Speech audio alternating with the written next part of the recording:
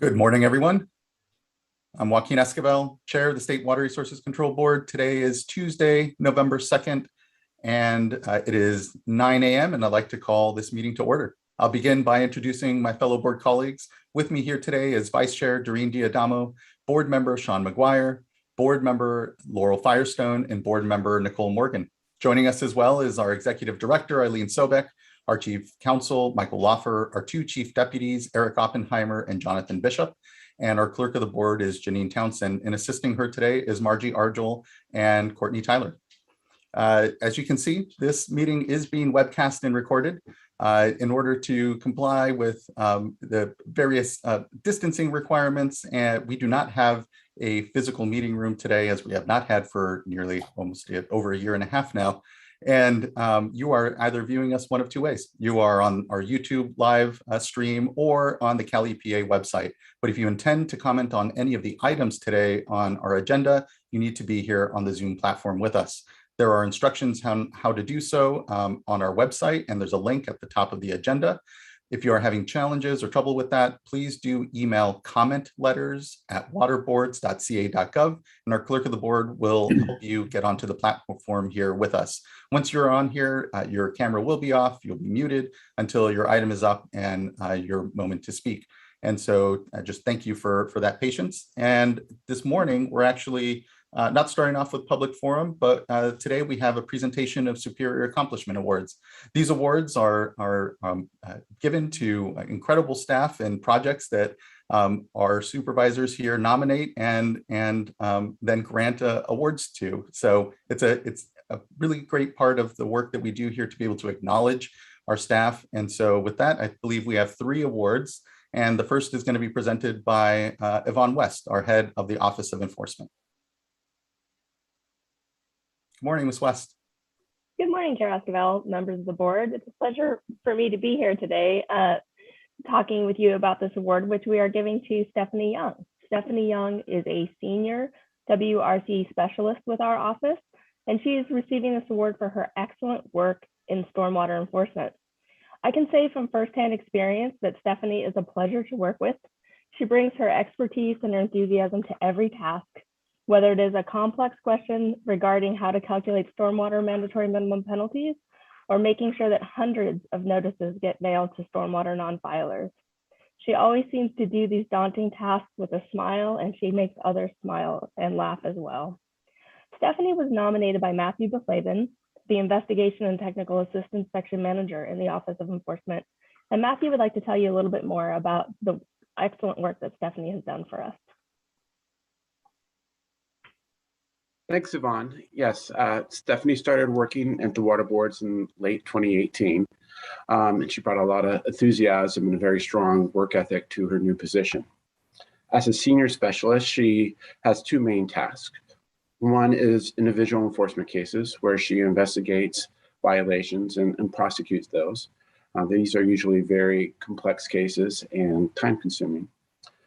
But another important role for her is to improve our enforcement programs at the water boards. And this is an area where she really excelled, and really want to talk about 3 initiatives that she really has spearheaded for the Office of Enforcement and for the state and regional water boards. These 3 areas included improving the required Stormwater Enforcement Act reporting. The second one was to improve the enforcement process for overdue non-exposure certificates in the stormwater program. And finally, she's working very collaboratively with US EPA on a non-filer enforcement program in environmental justice communities, certainly a priority for the state water boards and for our office. I want to say that these 3 efforts had several common themes to them. One is an extensive dive into the data and the databases, and really understanding the limits of the data within those, and improving them so for future efforts, and making sure that the next round of all of these 3 initiatives were easier in the future. Another common theme throughout these 3 initiatives, as Yvonne alluded to, is just sometimes there was a lot of tedious tasks with these. And this included hundreds, really thousands of emails and letters sent to dischargers that had overdue reports. and responding to those and being very active and engaging the community. And then finally, working very collaboratively with all the stakeholders, certainly the internal stakeholders, working with the region board staff and managers, also with the Division of Drinking Water, but also working with our external stakeholders too, particularly US EPA and Region 9 for the non-filer effort. I can, without hesitation, say that without Stephanie leading these efforts, it would not nearly be as successful. So it's my honor and pleasure to nominate her and to award for the award of superior accomplishment.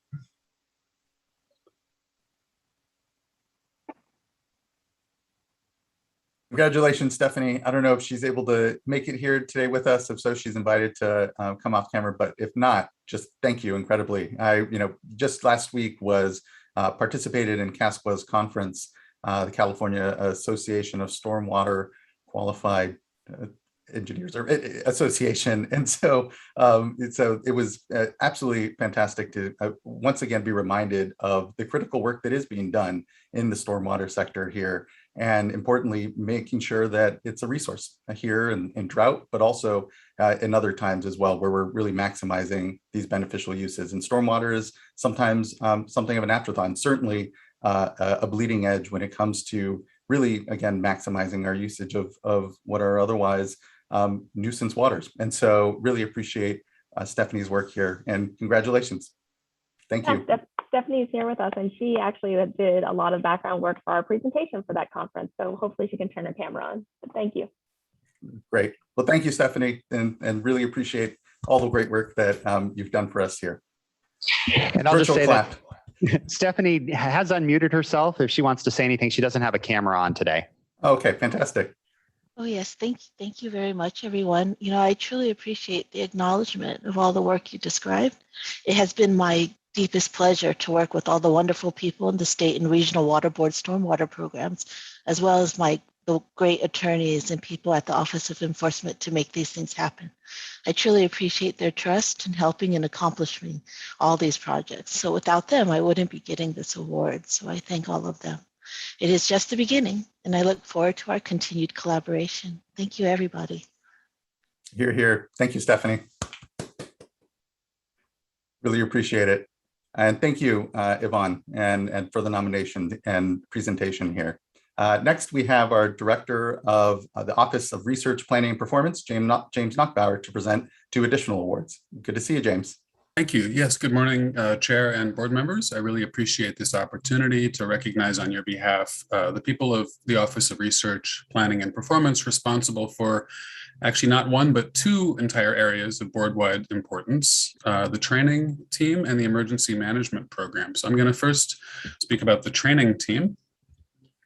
And this is a super special program. And I think some of our colleagues across the boards may not appreciate how unusual it is to have a training program that allows them to go to conferences and external courses, that prepares and makes available an extensive set of in-house courses that were developed by and for the water boards, and that has such an array of courses that people value and learn from, that were developed in ways that invite input from all of our regions, divisions, and offices, and is grounded in our specific mission and circumstances and in the needs of our 115 different classifications here at the boards. In contrast, folks at other departments or agencies are more likely to have a much harder time attending conferences. The training focus of many groups is just on mandatory training. And in some cases, folks are just directed to LinkedIn or other providers for non-customized courses. I'll start by recognizing Jennifer Julian Nakamura. She's the training liaison for the office. She helps us know what courses are coming and how to access them. She also works with the training team to improve communications with all of the training liaisons across the boards. She works kind of as both a beta tester and a consultant for our interactions between ORPP and the training liaisons. But this training work is just part of her broader role in ORPP. She's very important for our culture and for our smooth operation. She's a tremendous resource and partner with great knowledge, connections, attitude, and skill. And it's really clear when she takes vacation how much complex work she's doing. Next, I'll turn to Stephen Gonzalez, who has an amazing reputation for customer service. He helps people get trained and get to conferences. He shares the information people need and is adapting to the constantly changing rules that we all work within. It's clear he really wants to get you to yes, and if you can't get to the course or can't get to the conference, he will explain why that's not possible. He also plays a role in onboarding the training liaisons around the organization, and he's worked on our training request form and other process automation on his own and with DIT. He's got a great thirst for knowledge and really wants to learn more. He volunteers to help out others on the team and takes on new projects. And he's got a big heart. He cares really deeply about what he does and about what we all do. I'll turn now to Lindsay Wright and Sarah Saley. These are the dream team that make the Water Leadership Program and our other Academy courses happen. They develop an extensive course catalog for the Academy together. Sarah in particular is the primary contact for developing new training programs. She works with staff throughout the water boards to develop proposals and works with them to clarify learning objectives, intended audiences, and how best to design materials. And then after the courses, she evaluates, reviews evaluations and works with instructors to improve their courses. She's very thoughtful and considerate and is always thinking about how to best meet the needs of the various staff across the organization. And she takes the time to really understand the needs of everyone who comes to her requesting a course. Lindsay handles the logistics and coordination for our Academy courses. She really knows her stuff. It's worth pointing out that building one of these courses is about as complicated as planning a public meeting or a workshop. So it's a lot of work. She's also involved in improving our processes and co-leads with Sarah the planning of our annual Academy course catalog. I really appreciate her sense of the big picture, the good questions she asks, and how well she juggles a range of priorities. And Don Peering has supported both the training office and the training academy. His work is crucial for accurate data. This is data about the courses people need, the courses people have access to. He's involved in making sure the records of the courses people have completed move with them as they change jobs, and also helps track compliance and who does or doesn't show up for courses. He's super effective, and we really value how he copes with all these manual processes and incomplete data that are pervasive within the training space. He's also a great communicator. And Carol Perkins, she works in our cross-cutting technical services team for training. She's helped develop the Water Leadership Program and some supplemental resources, such as the online writing lab, or the OWL. Outside of training, she's heavily involved in running the external scientific peer review program for all of Cal EPA with some other colleagues in RPP. And I'm struck by how excited she is to learn new areas and how she's always finding new ways she can help and contribute. Jamie Ferguson is a supervisor in the training office, is constantly involved in the triage and fire drills of keeping things moving and keeping things on track. She works with the liaison, she tracks budgets, she tracks contracts, and provides amazing customer service.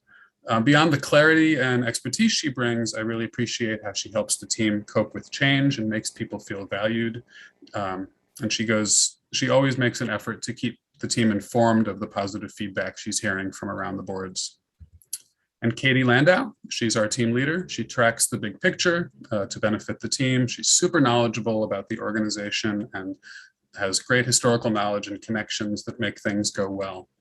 She also brings her science and GIS and Excel skills to help in many ways, such as when we're scoping out technical courses.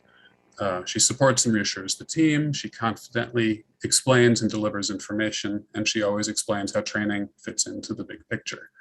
So if maybe the team could turn on their cameras and we could do a group photo. Virtual clap. Hey.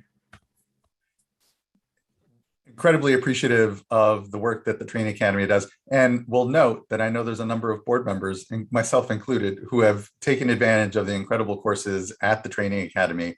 And just it is a critical part of the leadership development and opportunities that we try to provide all of our incredible folks here at the water boards.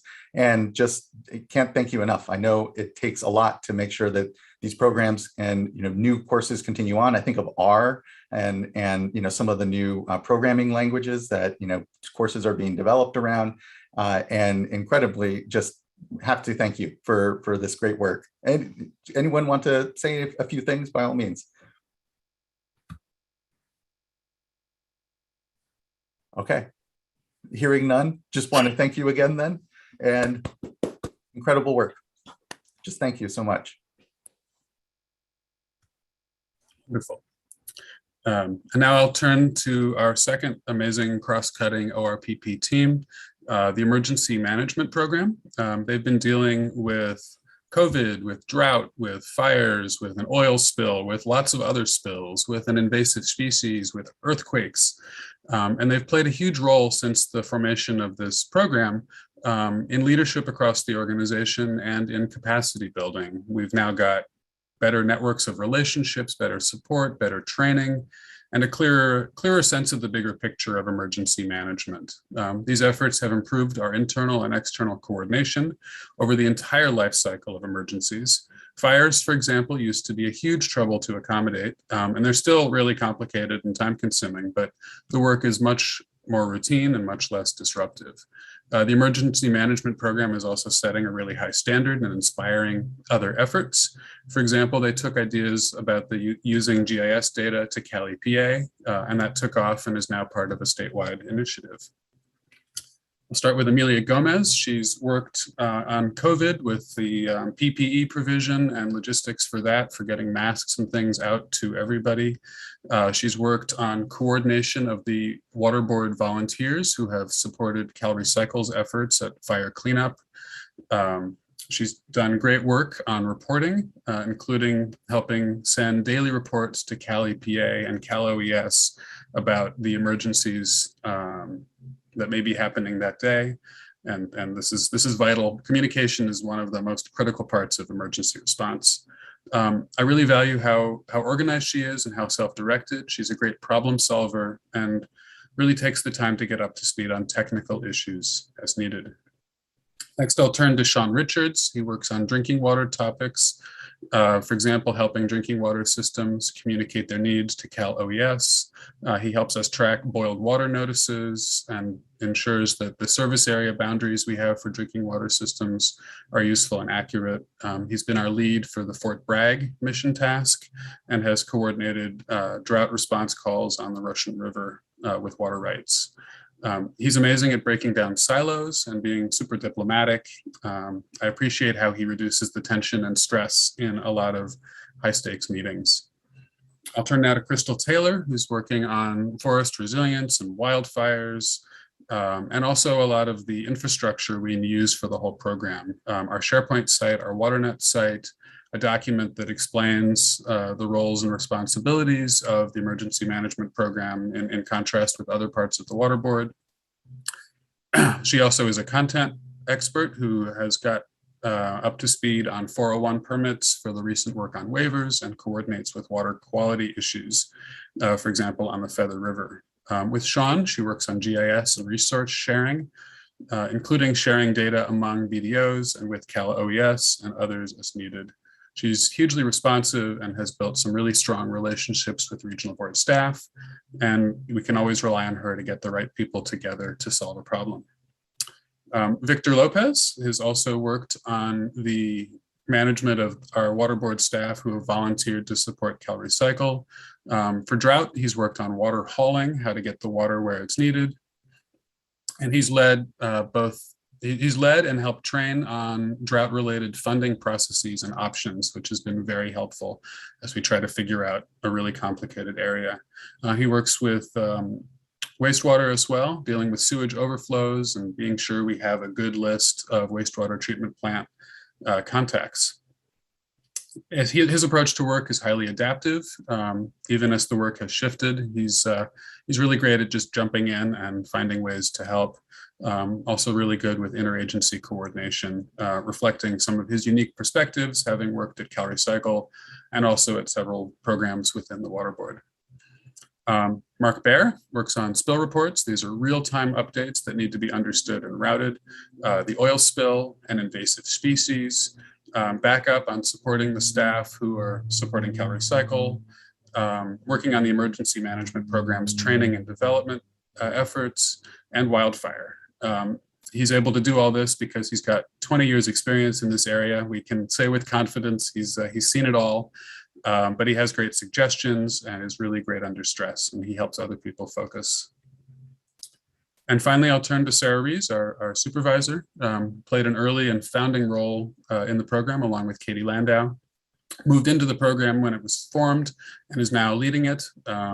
I rely on her to be calm and patient and thoughtful, and she's a big part of why the team is so effective. Thank you, James. Are any of the team here? And otherwise, I have to just acknowledge that this is one of our newer teams here at the board, actually, only here a few years old, and one of our most critical, certainly, as we all face the climate crisis, because as James said, whether it's drought, whether it's wildfires or floods, these are the folks that are making sure that we are prepared beforehand, which is so much of the work, is communication and preparedness, so that when the emergency is upon us, regrettably, we're able to act. And the fact that we didn't have a unit dedicated to this work prior just shows how much we have to do, and just so proud of the work that has gone on. And just this last summer as an example of the real value add by being able to better coordinate amongst all our sister agencies, but importantly with local communities, and make sure that we are being our best agency and best selves, if you will, in the face of these emergencies in communities that we know will only grow more frequent, unfortunately. So just thank you incredibly for the work you're all doing here. It is so central to everything that we're doing right now. And again, you look back at this summer, and we just have a lot to be thankful to you for. So keep up the incredible work, certainly, and just thank you. Virtual clap here for you. Awkward, I know that we're not able to be more in person here, but look forward to celebrating you all in person as well as we get back to in-person meetings and get to seeing you all in the building. So just thank you incredibly. And thank you, James, for the 2 nominations. Next, we have our last award, and I'd like to call up Director from the Division of Financial Assistance, Joe Karkowski. Good to see you this morning, Joe. Good morning, Chair Escobar, members of the board. So I'm excited to present a Superior Accomplishment Award to one of our technical assistance teams. So team, go ahead. If you have a camera, turn your cameras on and I'll introduce you all.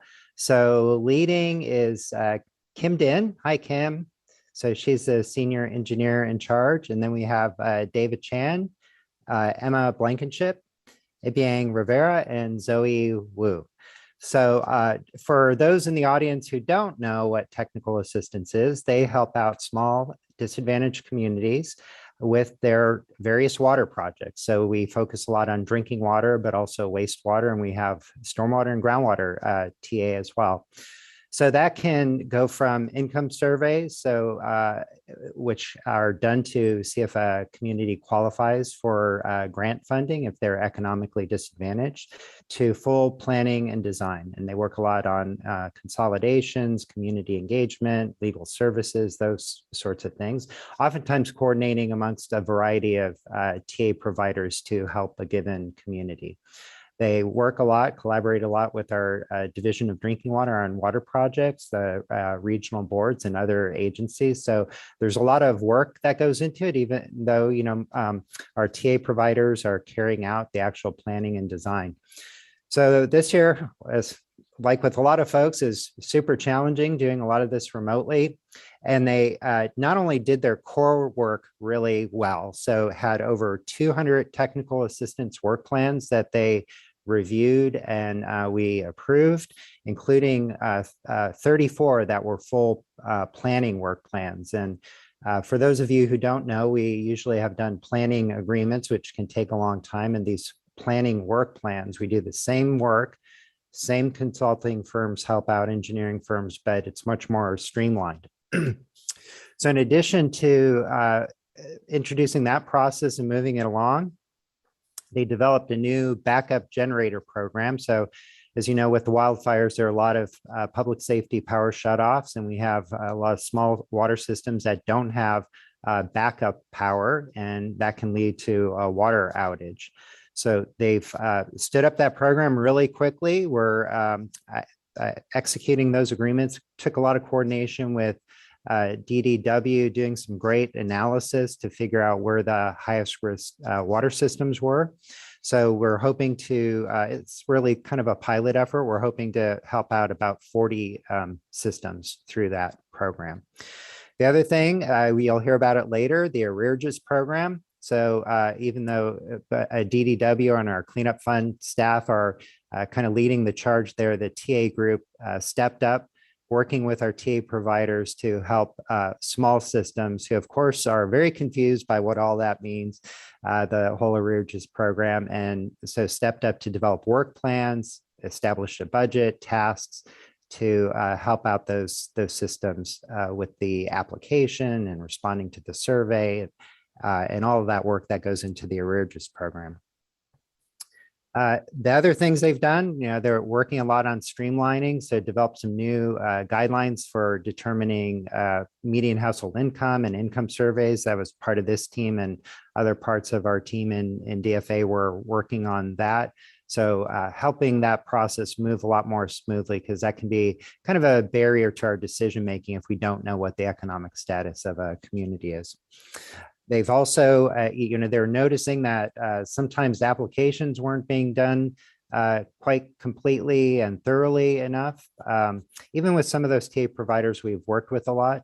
So they developed some guidance and held a number of trainings and workshops so we could all get on the same page and smooth out that process. The team includes Kim came over to us from CDPH. So one of the great leaders we got from that group, all the way to Emma, who joined us during COVID. So I don't know if she's ever actually seen her cubicle or not, but she's been doing a great job along with the other team members. So anyway, I wanted to thank them all.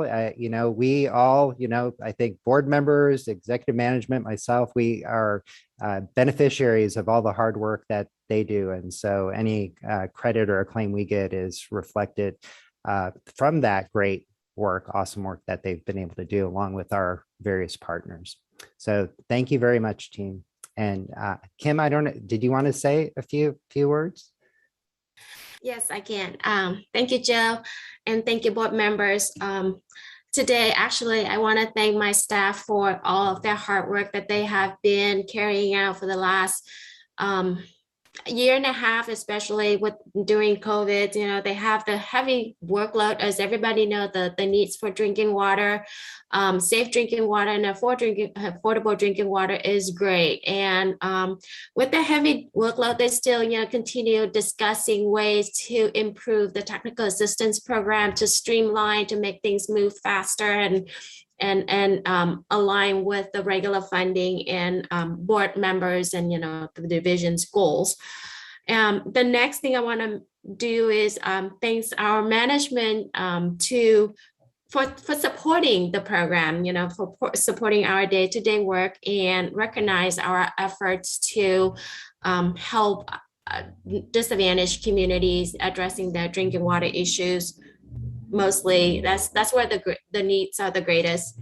And thirdly, but not last, I want to thank our technical assistance providers, because without them, our technical assistance program won't be successful. They have been working very diligently and hard at helping disadvantaged communities to navigate through funding, to do planning, getting ready to for their construction projects. So that's all I have. And it's an incredible amount.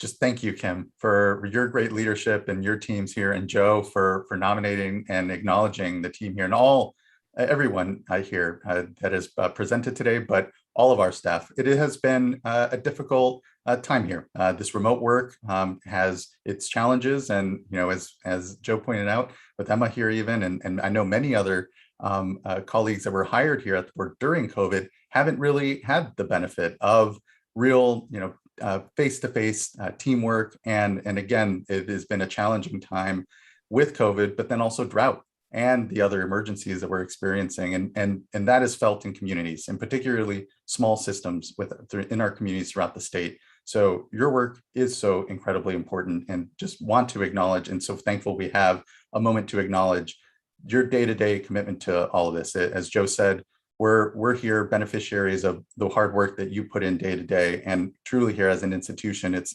that continuum of work between us all. But importantly, you're the ones having to manage what are difficult schedules and continue the coordination that is more difficult without being in person, but still so critical to all this work, particularly in our communities. And so, I think folks sometimes forget that about 95% of water is served by about 400 agencies, but we oversee nearly 3,000 community water systems. And so it leaves a lot to be needed to be accounted for when it comes to these smaller systems. And so this dedicated team is just such a critical part of the work that we do. So thank you all for that passion and commitment. And we're here to always be supportive of and figure out how we continue to best deliver this much needed relief and services to our most disadvantaged communities here in the state. So just thank you. And round of applause, virtual applause. So Chair Esquivel, one more quick thing I want to highlight. So David Chan is getting used to getting awards. So last year he was named Chief Noodle Officer of Nissan Foods because of his dessert ramen, right? Did I get that right? That's what you won it for, David? I remember seeing that, David, yeah. And being so incredibly proud of you and that you were here at the board. So yes. So I'm sure everybody else on Kim's team has equivalent skills in other areas, but David, I think it was actually a national contest too. So it was pretty darn impressive. So we'll have to have an info item from David at some point on how to make really great ramen. This is a household that's a fan of ramen too. My partner, we're soft boiling eggs last night for our ramen meal. So I think here, Joe. I think we definitely should have David do that. Right, thank you.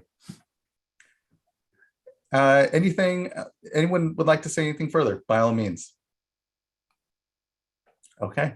Well, great. Thank you again, Joe. Thank you, team, and thank you for everyone here.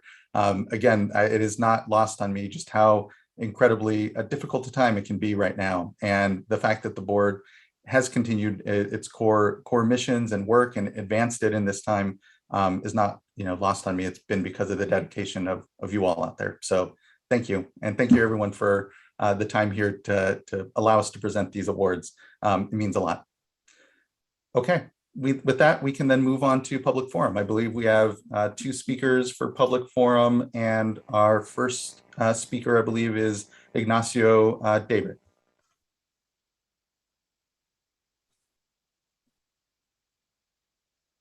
Good morning. Good morning, and thank you for the opportunity. I was hoping I would ask for that ramen recipe, but I'm here for something a bit more serious than that. I'm here to request the State Board to prioritize the resolution of a fundamental problem with Cal EPA's and the State Board's approach to the draft vapor intrusion guidance. My name is Ignacio Dayurit, and I'm the lead program consultant for the Center for Creative Land Recycling, or CCLR. For the last 22 years, we have been the only nonprofit dedicated to the sustainable reuse of underutilized properties. Before CCLR, I was a redevelopment project manager for the city of Emeryville, where I worked on sustainable urban infill projects for 21 years and collaborated with others nationally and internationally. At both CCLR and Emeryville, State Board resources and policies, such as the USD Cleanup Fund, the Orphan Site Cleanup Fund, and the Site Cleanup Subaccount, were prominent in the reuse of many sites. I have a couple of sites I use myself to clean up a couple of gasoline stations, which are now, if you've been in Emeryville, where the Home Depot and on San Pablo is. So thank you for this foresight to create these programs. We've helped a lot of cities as well use these funds for redevelopment projects, infill projects. And so we work with cities, nonprofits, community stakeholders, and developers to create resilient, sustainable, and livable communities. We are in the business of delivering lasting solutions to some of the state's most pressing problems: the housing crisis, the climate crisis, and the environmental justice crisis. Inadequate housing, affordable housing stock, and poor access to basic services and amenities exacerbate isolation and vulnerability to climate change.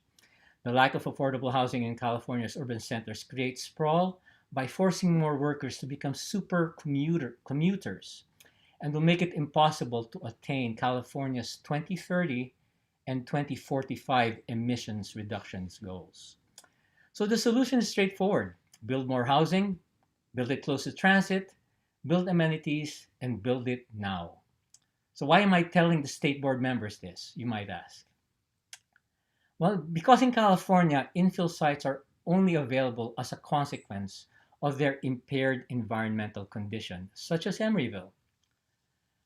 These are the types of sites which, for more than 2 decades, I helped reuse in Emeryville, and which CCLEAR has been helping get redeveloped across the country with immediate and significant community benefits and no evidence of negative health consequences. In California, if California is serious about tackling the state's housing, climate, and environmental justice crises, then these successful ventures must continue. While our state legislature has passed land use policies and federal and state agencies are providing incentives toward these goals, which are being touted this week at the Climate Change Summit in Glasgow, our own environmental agencies are stalling this momentum. Cal EPA, in collaboration with the State Board and the San Francisco Regional Water Board, is developing new vapor intrusion guidance meant to improve protection of public health at brownfield sites. However, Cal EPA's own DTSC has determined that the foundation of the draft guidance that is already being implemented as if it were state regulation is flawed, because it relies on outdated information obtained mostly from sites outside California, where there is much greater potential for vapor intrusion. And the pending resolution of this attenuation factor issue, which has been in limbo since June 2020, further progress to mitigate the housing, climate, and environmental justice crisis will be stalled or reversed. We have seen evidence from around the state that this impasse has been a major barrier for housing projects, especially projects for low-income families, by increasing development costs and timelines and causing greater uncertainty about project feasibility. Local agencies, which have fewer resources and technical capabilities than state agencies, tend to apply even more restrictive measures. These dynamics are the death sentence for affordable housing projects. If nothing is done to resolve this issue, then thousands of brownfield sites that could have been remediated and safely reused for affordable housing will be passed over because available grant funding will be exhausted on a relatively few handful of sites. This will result in more sprawl, more expensive housing, more air and water pollution, more infrastructure costs, more freeway deaths, more environmental injustices. I hope this is not the intent of the board. I hope the board directs its staff to immediately begin a transparent discussion to resolve the vapor intrusion issue. As a next step, we ask that the State Board work with Cal EPA and follow the most up-to-date, peer-reviewed science developed by its own DTSC. More specifically, Cal EPA should update its draft vapor intrusion guidance document to incorporate the results of the peer-reviewed DTSC vapor intrusion study. The guidance should also prioritize use of site-specific data rather than one-size-fits-all default estimate to determine vapor intrusion potential. Finally, we ask that the State Board provide information to stakeholders indicating how it will implement the Cal EPA guidance. in the context of its existing site cleanup programs. Housing, climate change, and environmental justice are hanging in the balance, and as the world leaders reiterate in Glasgow, time is not on our side. Thank you in advance for your help and your leadership on this critical issue. Thank you, Mr. David. I really appreciate you taking the time and flagging this for the board. I've been lightly tracking the vapor intrusion guidance that Cali PA has been working with us and our sister agencies on. I know the intent there is to make it more clear and protective and easy to be able to ensure that we are reusing these properties. And as you noted, with our cleanup funds and various programs, very interested in ensuring that we're cleaning up legacy pollution challenges in our communities in ways that allow us to infill, as you said, and really be able to maximize our usage of land as much as we are here concerned about the maximization of the usage of water. So really appreciate that and appreciate the flag. I'll be wanting to follow up further. So thank you. Next, I would like to call up Gary Bobker, and I believe he is our last public forum speaker.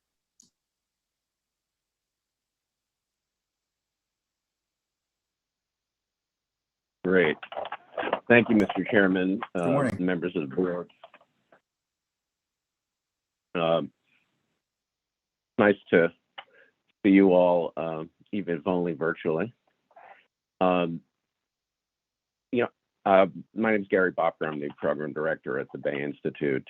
And the reason that I wanted to speak today was in regard to the letter that Secretaries Blumenfeld and Crowfoot sent to San Joaquin Valley tributary water district managers on October 20th regarding their decision that voluntary agreement negotiations on the San Joaquin tributaries were no longer viable, and indicating that they were going to ask the State Water Board to move forward with implementation of the Phase 1 amendments to the Bay Delta Water Quality Control Plan. So that sort of brings up 4 or 5 points that I wanted to make briefly.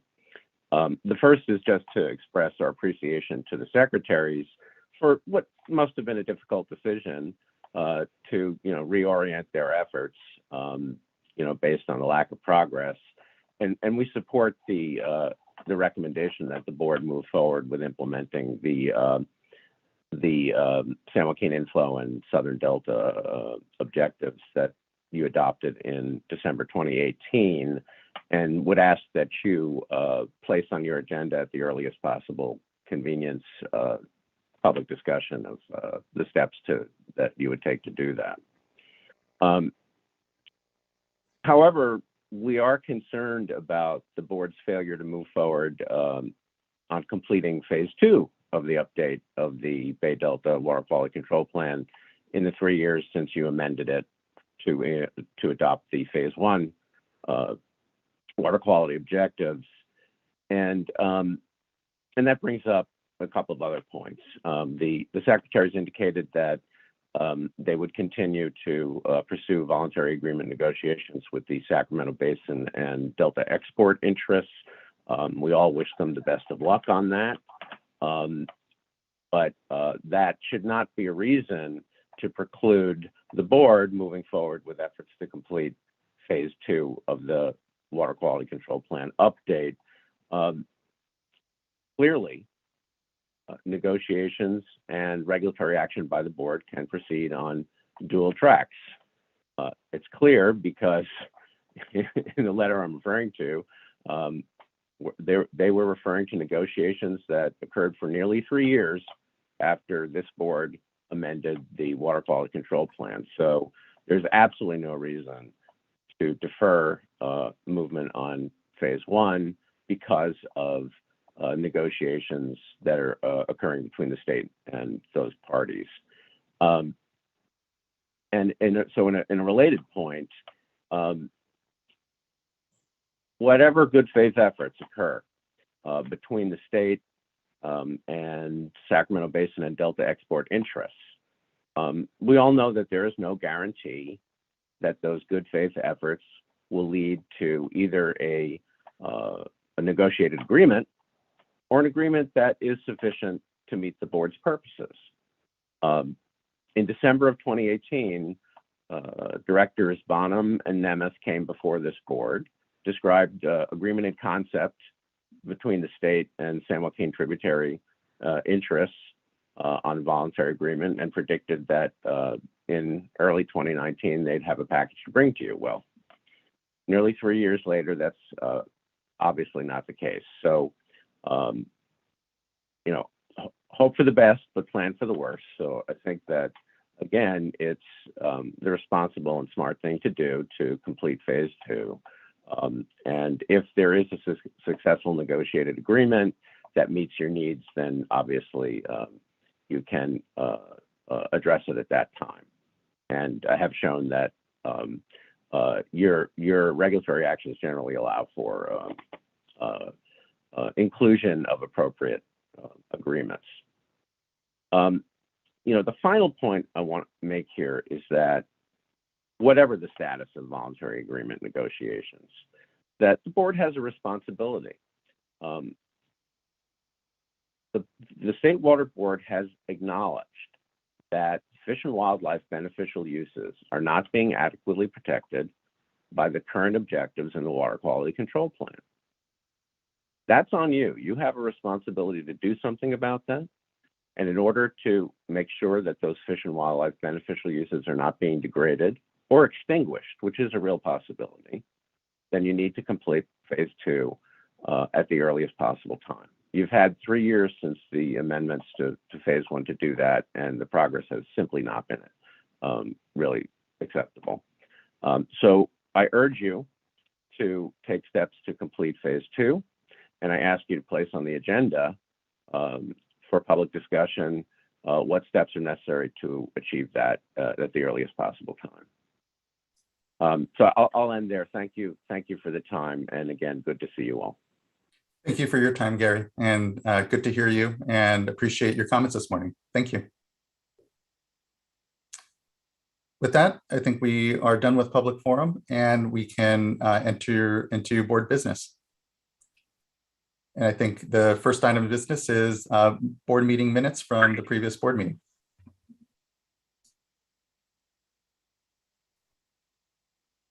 Move for adoption. Second. Thank you. Mr. Lawfer, can you please call the roll call vote? Sure, I can do that. Let's begin. Who was the motion by? Me. Sorry, Member Firestone. Member Firestone? Aye. Vice Chair Diadamo? Aye. Member McGuire? Aye. Member Morgan? Aye. And Chair Esquivel? Aye. Thank you, Mr. Lawfer. I appreciate that. I know Ms. Townsend is out, and if there's someone else that wants to call the roll call vote next time, I can just call on them. So thank you. And with that, we can move on to our tranche now of informational items. And I believe the first that we have up is, in fact, our drought update and current hydrologic conditions update. Mr. Ekdahl, good to see you. Good morning.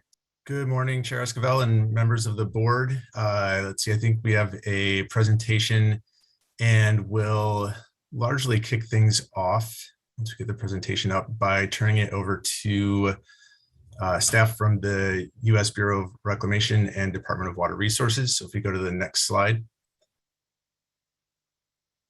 A quick note that there was a statewide extension of the drought proclamation on October 19th, and then kind of the overview of what we'll be talking about next.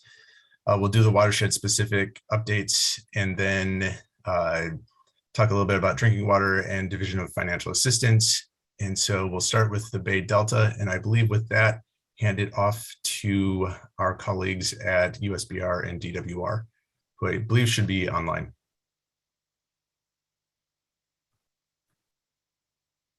Good morning, Ms. White. Hi, good morning. Excellent. Good morning, Chair Esquivel, Vice Chair Diadamo. I'm Molly White, and board members. I'm Molly White, Water Operations Manager for the State Water Project with the Department of Water Resources. And Kristen White and I from Reclamation. Kristen, the Operations Manager for the Central Valley Project. Together we'll be providing a hydrology and project operations update. There we go. All right, great. Next slide, please. So first, I want to start off with just a brief recap of conditions that we have been facing just prior to the significant storms that came into Northern California a little over a week ago. Some key highlights. So from a statewide precipitation aspect, water years 2020 and 2021 were the driest 2-year period on record.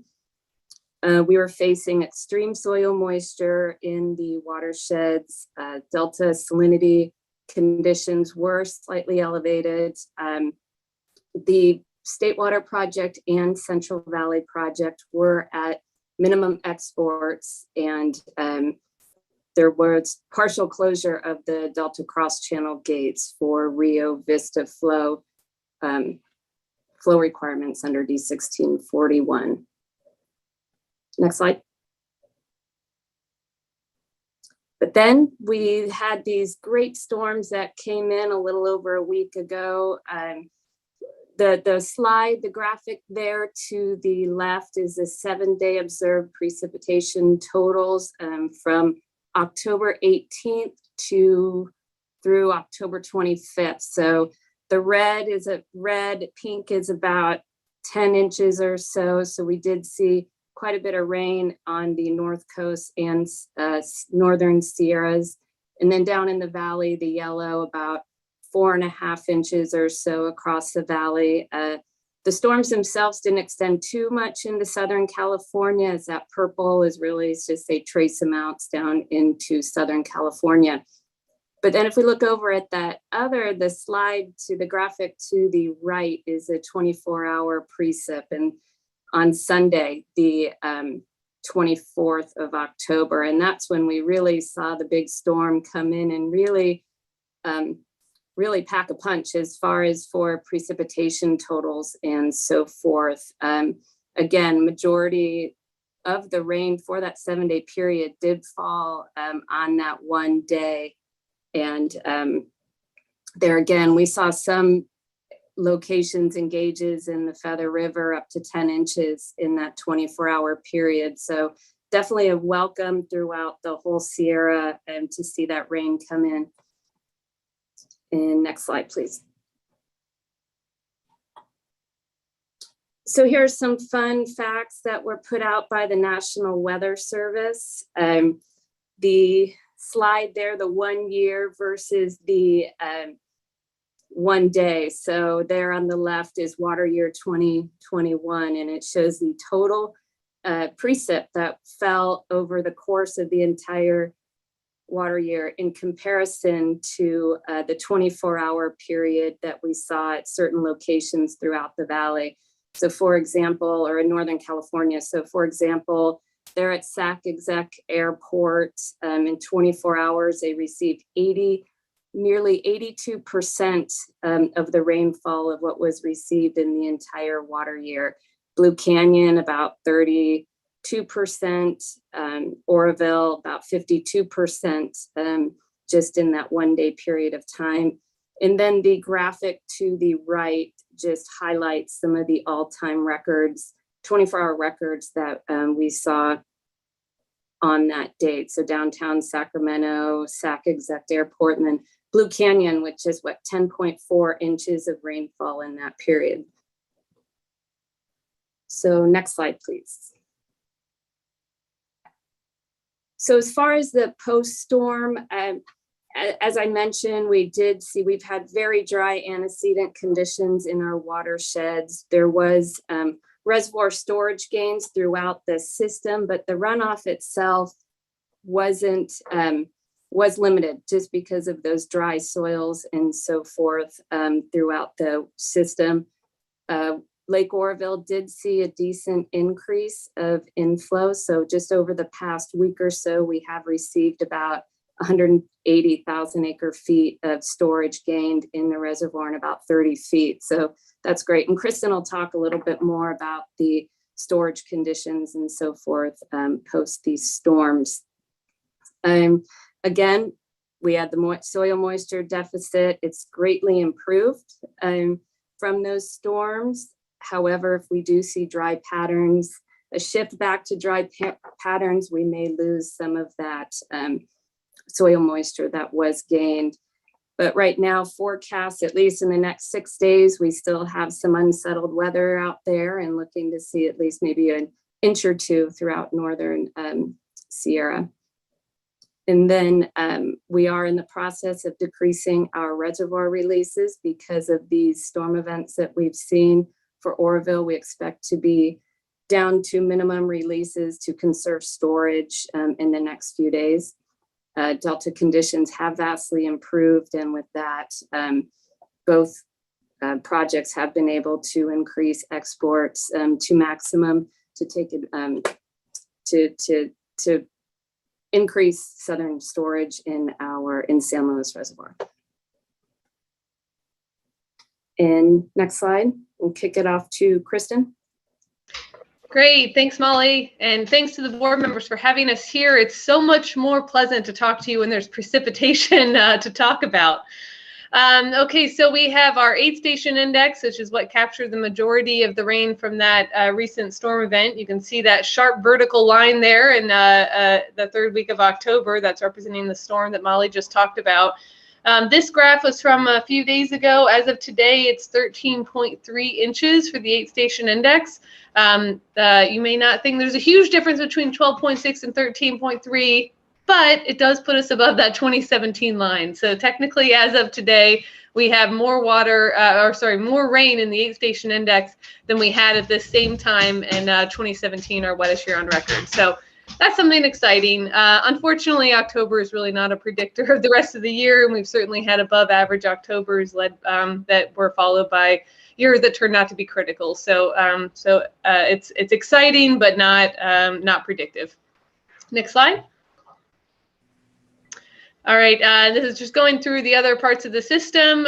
We have the San Joaquin Valley system at about 6.6 inches, also similar to what we saw in 1983, the wettest year on record for that gauge.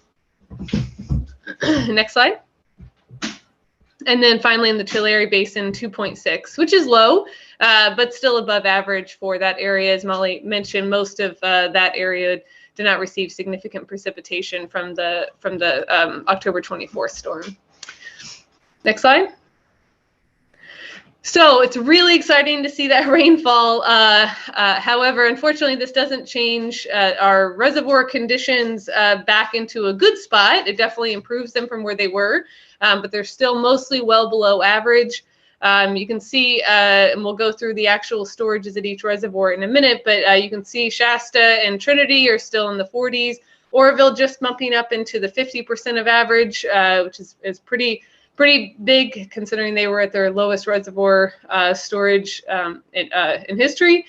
Folsom getting to 72%. I looked as of this morning, it was closer to 76%. So that's exciting, giving us some hope that we might have decent storage if this year doesn't turn out to be dry later in the year. And then below average at most of the other reservoirs. Next slide. All right, so let's see what the storm brought for each of the reservoirs. So we've got, starting at Trinity, didn't see a huge response at Trinity, about 16,000 acre feet. As of this morning, got about 4,000 acre feet more, so about 20,000 acre foot response. Which given that reservoir, it's good to see it start going back up. As you can see, I've graphed it here with some of the other drought years, as well as 2017 and last year for perspective. We typically in the drier years, we don't see Trinity start going up at this time period.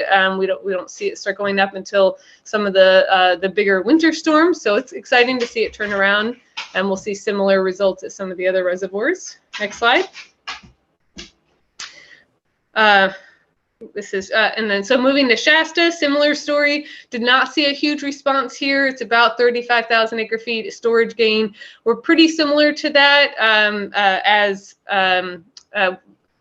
we've got some runoff coming in towards the end of the storm, but we're also ramping down our releases to minimums, and we won't get there until about the middle of November. So we're not seeing as much of the storage gain right now at Shasta.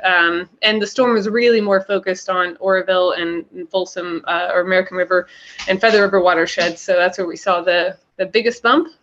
Next slide. All right, so then we have Oroville, which, you know, not that it's a competition, but they won the storm. They were at 170,000 acre feet. I think as of this morning, they're over 180. So that's pretty exciting. You can see some of the other drought years. Even 2017 didn't have a bump up like that. So that's a real exciting jump to see there, and happy for DWR and for the system as a whole with that. All right, and next slide. And then we have second runner-up Folsom, which is it was 91,000 acre feet, but as of this morning I looked and we're over 100,000 acre feet now, so that's exciting. I think we got about 13,000 acre feet additional in the last few days. Folsom is at its minimum, so it's able to capitalize on that storm event, and you can see that it's bringing us back up to where we started the previous drought years. 2014 and 2015. So very positive news for Folsom. And next slide. And then finally we have New Melones, which sadly was in last place for benefiting from this storm. The storm certainly focused more further north, so we didn't see much response at all at New Melones. Next slide. Sorry, I have local coworkers. Okay, and so the last slide, this is the seasonal outlooks. This is looking November through January. This doesn't tell us a lot, but what it does say is that there's not a strong predictor of whether it will be wet or dry. So it gives us a little bit of hope that we might be going into a wet winter, similar to how we started with banner Octobers before, but it also says there's a decent chance that we're going to be going into a dry year, especially in Southern California, which is where the only real strong signal is. So I think this supports our general plan of hope for the best, but plan for the worst. And with that, I'm going to pass it back to Molly to talk about what's coming up. All right, so next slide, please. Excellent. So thank you, Kristen. So our planned operations now through early fall, early winter time period is do our best to get our upstream reservoirs down to minimums, like Kristen mentioned. Shasta's headed that direction here in the next couple of weeks, and Oroville plan to be there by the end of the week. Maintain those releases to meet our Delta requirements and conserve water upstream. Down in the Delta, just expect to modify our exports to meet Delta requirements and fisheries protections as needed, and then just export available water to build our San Luis storage for next year. Next slide. And lastly, as Kristen had mentioned, and this is great news with this storm, we're certainly off to a great start at the beginning of the water year, but we're still looking forward and planning conservatively, looking forward to 2022. So our next steps and our current steps, coordinating with our state and federal agencies, water users, and stakeholders. We do have extremely low storage, again, carryover storage this year. So with that in mind, we're continuing that conservative 2022 drought year planning. And with that, both Reclamation and DWR are in the process of developing a temporary urgency change petition with the plan submittal to the board on December 1st. And then again, we'll be here as needed to continue to provide these hydrologic and project operations updates. And that is my last slide. The next slide is our drought website. There we go. Thank you both so much. Really appreciate you joining us today and providing an update here. Definitely seems, you can see the storm had a bit of a narrow band, certainly seeing as how New Melones to the south and Shasta to the north here really didn't get the benefit of the fire hose, but at least Folsom and Oroville certainly did. And I think of the Russian River watershed as well. I know Eric will likely cover some of that, but brought definite relief to at least the band that was there. So thank you. I much appreciate it. Any questions from fellow board colleagues here? Okay, seeing none. Thank you both again. And Mr. Ekdahl. Great. So we'll continue on with our drought update and hydro update. We usually update on these two additional reservoirs and note that Kachuma is at about 48% of capacity or 67% of the long-term average. And Diamond Valley is at about 76% of capacity. Next slides, please. I'll jump right in and talk a little bit more about the curtailment status. The storm, as you can imagine, did change how we're looking at curtailments, at least for the time being. In the Delta watershed, we did temporarily suspend all curtailments on October 20th. This was in advance of the storm. We basically were able to run the numbers from the California-Nevada River Forecast Center that showed an increase in stream flow, suggesting that we would be able to lift these curtailments. As of right now, these continue to be suspended. And we, I believe, ran the numbers yesterday, again, supporting that we keep the curtailment suspended for at least another week. We update weekly, if not more so, depending on storms that come in. And we update through our LIRIS and put the information on our website. So again, folks, stay tuned on kind of these weekly updates going forward. By all indications, we may continue to keep these suspended for some time. This storm, at least in the northern part of the Delta watershed in the Sacramento, appears to have significantly wetted the system. And at least in November and December, demands are relatively low, although storage demands are somewhat tricky to calculate sometimes. But we continue to look optimistically at kind of the next couple of weeks. In addition, we lifted Term 91 on October 26th. This was 2 days after the bigger storm. I'll show that graph in the next slide. In early November, we do plan on updating the water unavailability methodology report. We did have a staff level workshop on October, I believe it was 20th, and we do plan on making some updates to the report accordingly and releasing that for the public. We also do have a tentative date of December 15th to hold another staff technical workshop on alternative curtailment methodologies. This was a item that was in the adoption resolution when we adopted the emergency regulations for the Delta watershed back in August. There was a line that basically directed staff to work with stakeholders and other agencies to look at whether or not there were other curtailment approaches for the Delta watershed, something that's like a Term 91 approach or something similar, or other approaches altogether. And we're looking to hold that on December 15th. We'll have a formal notice that goes out in the next couple of weeks. And then, as always, compliance status update is available on our website. Next slide, please.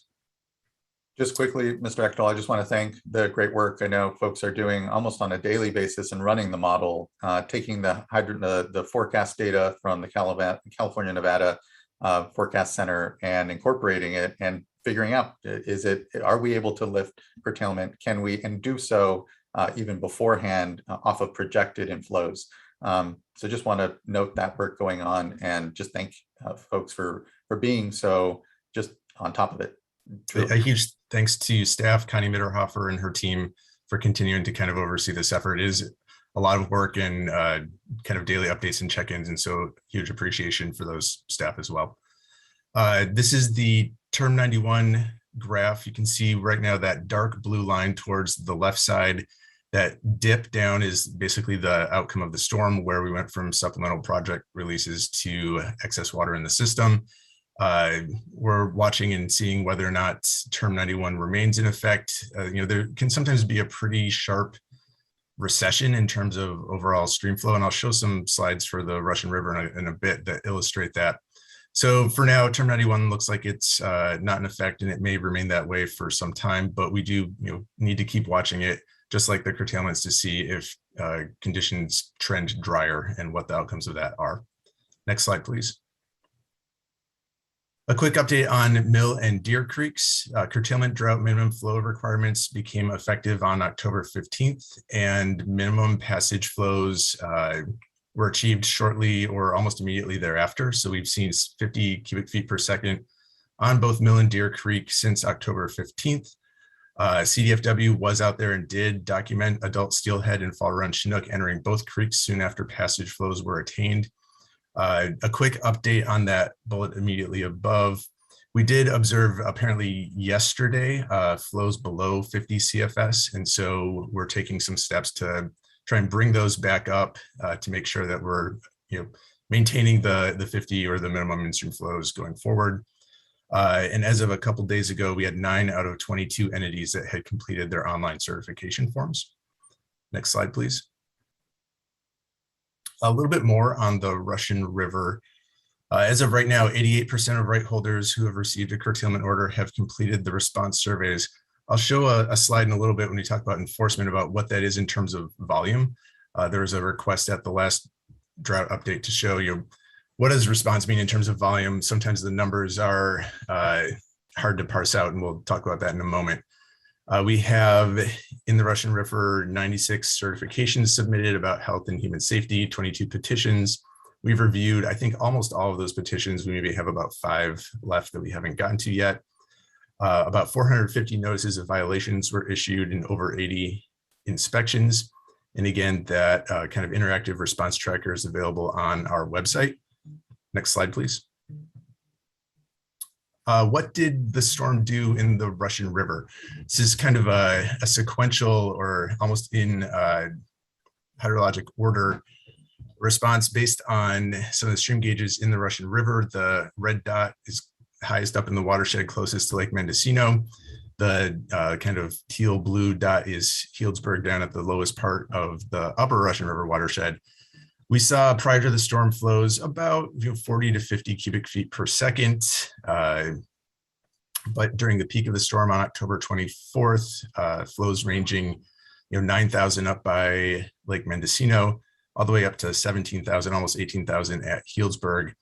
So a huge increase in flow, multiple orders of magnitude, but then already by a couple of days later, at least if you look at Talmadge or Hopland, you go from about 10,000 down to about 290. So there's a pretty sharp drop off, although it's still considerably or a lot better than where we were before the storm altogether. Next slide, please. We can look at what that means in terms of storage in Lake Mendocino. The emergency regulations were kind of keyed off of a specific storage level in Lake Mendocino. And the Calpella gauge, which is right below the lake, and it's the gauge that's used in the emergency regulations, is kind of the gauge of measure. Saw a peak flow of about 4,000 on October 24th, but already it's dropped down to about 72. I think if we looked yesterday, inflow into the upper lake is about 32 from the East Fork of the upper Russian River. Reservoir storage before the storm was about 13,000 acre feet. That had already come up a little bit from some of the smaller storms beforehand. And on the 27th, reservoir storage was about 17,000. It's gone up a little bit since then also. But you can see over the course of 2 years, this is a graph that extends back October 2019. And you can see the peak storage there in December of 2019, roughly maybe early January, was almost 80,000 acre feet. And it's gone down since then. And that little red blip at the end is what we saw in terms of this storm. So a huge sigh of relief, maybe, but we shouldn't be sighing in relief too much. We're still at a very, very low point in this reservoir. Last year, I pointed this out. I think I said at the last board meeting, it rose 5,000 acre feet. The actual number is 10,000 acre feet over the course of last water year. That was just to get us to about 37,000 acre feet of storage. We're still below 20,000 acre feet of storage, and we have a long, long ways to go. And if we kind of look collectively at some of the other reservoirs, I know that our colleagues at USBR and DWR showed similar slides. If we go to the next slide, if you kind of look at from a longer term perspective over the course of the last 2 years, this is Shasta Reservoir. You can see that little red blip at the end. If you go to the next slide, this is Oroville, definitely a larger response there. But again, compared to March of 2020, a long ways to go. And I think that if you look at the Oroville or total storage capacity in Oroville, it actually goes up by another 1 million acre feet on the x-axis or y-axis rather. Next slide, please. Folsom Lake, again, a stronger response there. And next slide, New Melones, you can see maybe a little response there at the end. So again, it's great to be in, we are definitely in a much better position than we were prior to this storm. And this storm is really going to help in terms of just wetting up the system and kind of, you know, stopping the loss, if that makes any sense. But by no means are we out of the woods. And looking at our depleted storage conditions, we are still in a very severe drought situation that's going to require very careful management and response over the next year. Next slide, please. A little bit more on Scott and Shasta rivers as well. I'll try to go through this quickly. We did also lift curtailments in the Scott on October, or we lifted them on the 29th. Actually, no, that's not true. We lifted them on the 21st through October 31st, and we've actually now extended them through another week. In the Shasta River, we've also lifted curtailments through at least 1923. We continue in the Scott and the Shasta to have a prohibition on the use of excessively leaky ditches for livestock diversions, and we're actively reviewing and acting on petitions for human health and safety. Next slide. I'll show a little bit, some graphs here too. In the Scott River, November flow requirement of 60 CFS, that's the red line that runs across. The blue line actually shows the response. We did see a huge spike in terms of flows that kind of brought us from 7, 8, 9, 10 CFS all the way up to over 500. And it's come down a little bit since then, but still remains above those in-stream flow targets. We do believe, based on this, that we are likely to lift curtailments in the Scott for several weeks. Again, we'll have to keep watching it and we'll watch it carefully, but we may be able to lift it all the way through November, maybe even further. And we were able to observe, the note here puts 23 adult fish as of 10/18. We did get an update this morning. The number as of a couple of days ago is actually 662 adult Chinook, and that's 23 miles upstream. That's a huge success. Next slide, please. The Shasta River flow requirement for November is 150 CFS. It was 125 in October. Shasta is just a different system than the Scott, and so we did see a spike, but it's dropped down pretty quickly. We do have curtailments in place to about 1923, but based on whether or not we see some of these storm systems, we had a little one come through yesterday. We have another one maybe Wednesday into Thursday. We may actually have to issue additional curtailments in November in the Shasta. As of earlier this week, we had, or last week, about 6,600 adult Chinook. And again, we had an update this morning that's now gone up to 6,800. And that's, again, more than were observed all of last year. So again, another pretty significant success there. Next slide, please. We were able to temporarily lift some of the curtailments on the Shasta, and this is a little bit complicated slide. The teal blue line is flow observed at the Edgewood CDEX station. The green line is storage in Dwinnell Reservoir. And so you see where that spike kind of goes up. We did lift curtailments and we were able to put about 700 acre feet of water into storage into Dwinnell Reservoir, which I think is for use for Montague and some other systems downstream, and will be critically needed for them later in the year. So that was something we were able to do. I think right now we still have that curtailment lifted, but we may need to put it back in place shortly. Next slide, please. We continue water right enforcement activities, virtual and field investigations. We continue to do outreach and assistance, issue notices of violations, focusing on technical assistance and next steps. Compliance varies by watershed. If we go to the next slide. There was a question about, how are things in terms of volume? And in the Russian River, I noted earlier, there was an 88% compliance with responding to the forms and filling out the certification. Well, what does 88% mean? It means that about 98.4% of the water use or claims by volume have responded. It's actually a very small fraction by total water use that hasn't responded. And so that, again, I think is, it's a good sign. It's a positive sign that shows that we do actually get a fairly good compliance rate. And if we look at the next slide, which shows the same thing for the Delta, the numbers on the side are larger, obviously, but if we look in total just based on face value, we have about 98.9, almost 99% compliance in terms of those that have filled out their forms. What does that mean in terms of the numbers? We go to the next slide. Well, we have almost 4,000 non-compliant diverters, yet that only accounts for 1% of the total water use by volume. So most of this is very small. You can see broken out by some appropriative applications, stock ponds, a few statements, and then a very few number of domestic registrations and some other types of water use. But I think the takeaway point here is that for the most part, people have complied with filling out those forms if we look at it just by a volumetric perspective. And then again, that's a very positive sign. It really makes it easier to kind of help do the curtailment work going forward. I do want to note that we have seen a drop off in terms of compliance for the supplemental reporting. The largest diverters above 5,000 acre feet per year were required to kind of report prospectively in terms of what they thought they were going to divert in the month ahead. In September, we had 87, I think, % compliance, and so far in October, it's dropped down to about 65% compliance. So a reminder for folks, if they're out there listening, to please fill out those forms. And I think we do plan on some efforts to simplify those forms, make them a little bit more understandable, but that will be really helpful and critical for looking at curtailments in December, January, and whether those should remain temporarily suspended or not. Next slide, please.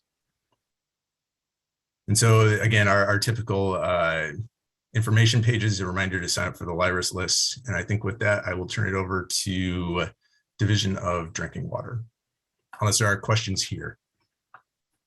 Just a quick acknowledgement to the water rights holders that we've been working with in these watersheds that we have curtailments. Really impressed and appreciate the responsiveness. And as you see, the information and the data go to help us to better administer the water rights system for water rights holders here. And so the trust and the information sharing is one that I'm just really proud to see, and want to thank especially the water rights community for being responsive. And here, if there's ways that we can improve either the questions we're asking or the ways in which you're reporting the data to us, want to know, want to make it as easy as we can and make sure that we're being responsive on our side and doing our part. So just want to thank and acknowledge folks for that response rate.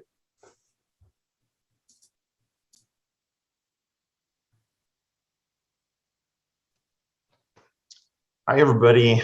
My name is Eric Zuniga, and I work for the Division of Drinking Water. So I'm the Drought Response Program Manager. And I recently came back from a 1-week vacation, and I saw some snow-capped peaks of the Rocky Mountains, and I saw that Austin and Dallas had lifted drought. And I come back to California, and things have improved. So maybe I should leave to vacation more often. Maybe my parental leave will cause some great things. But here's an update on what we are doing for drought. Next slide, please.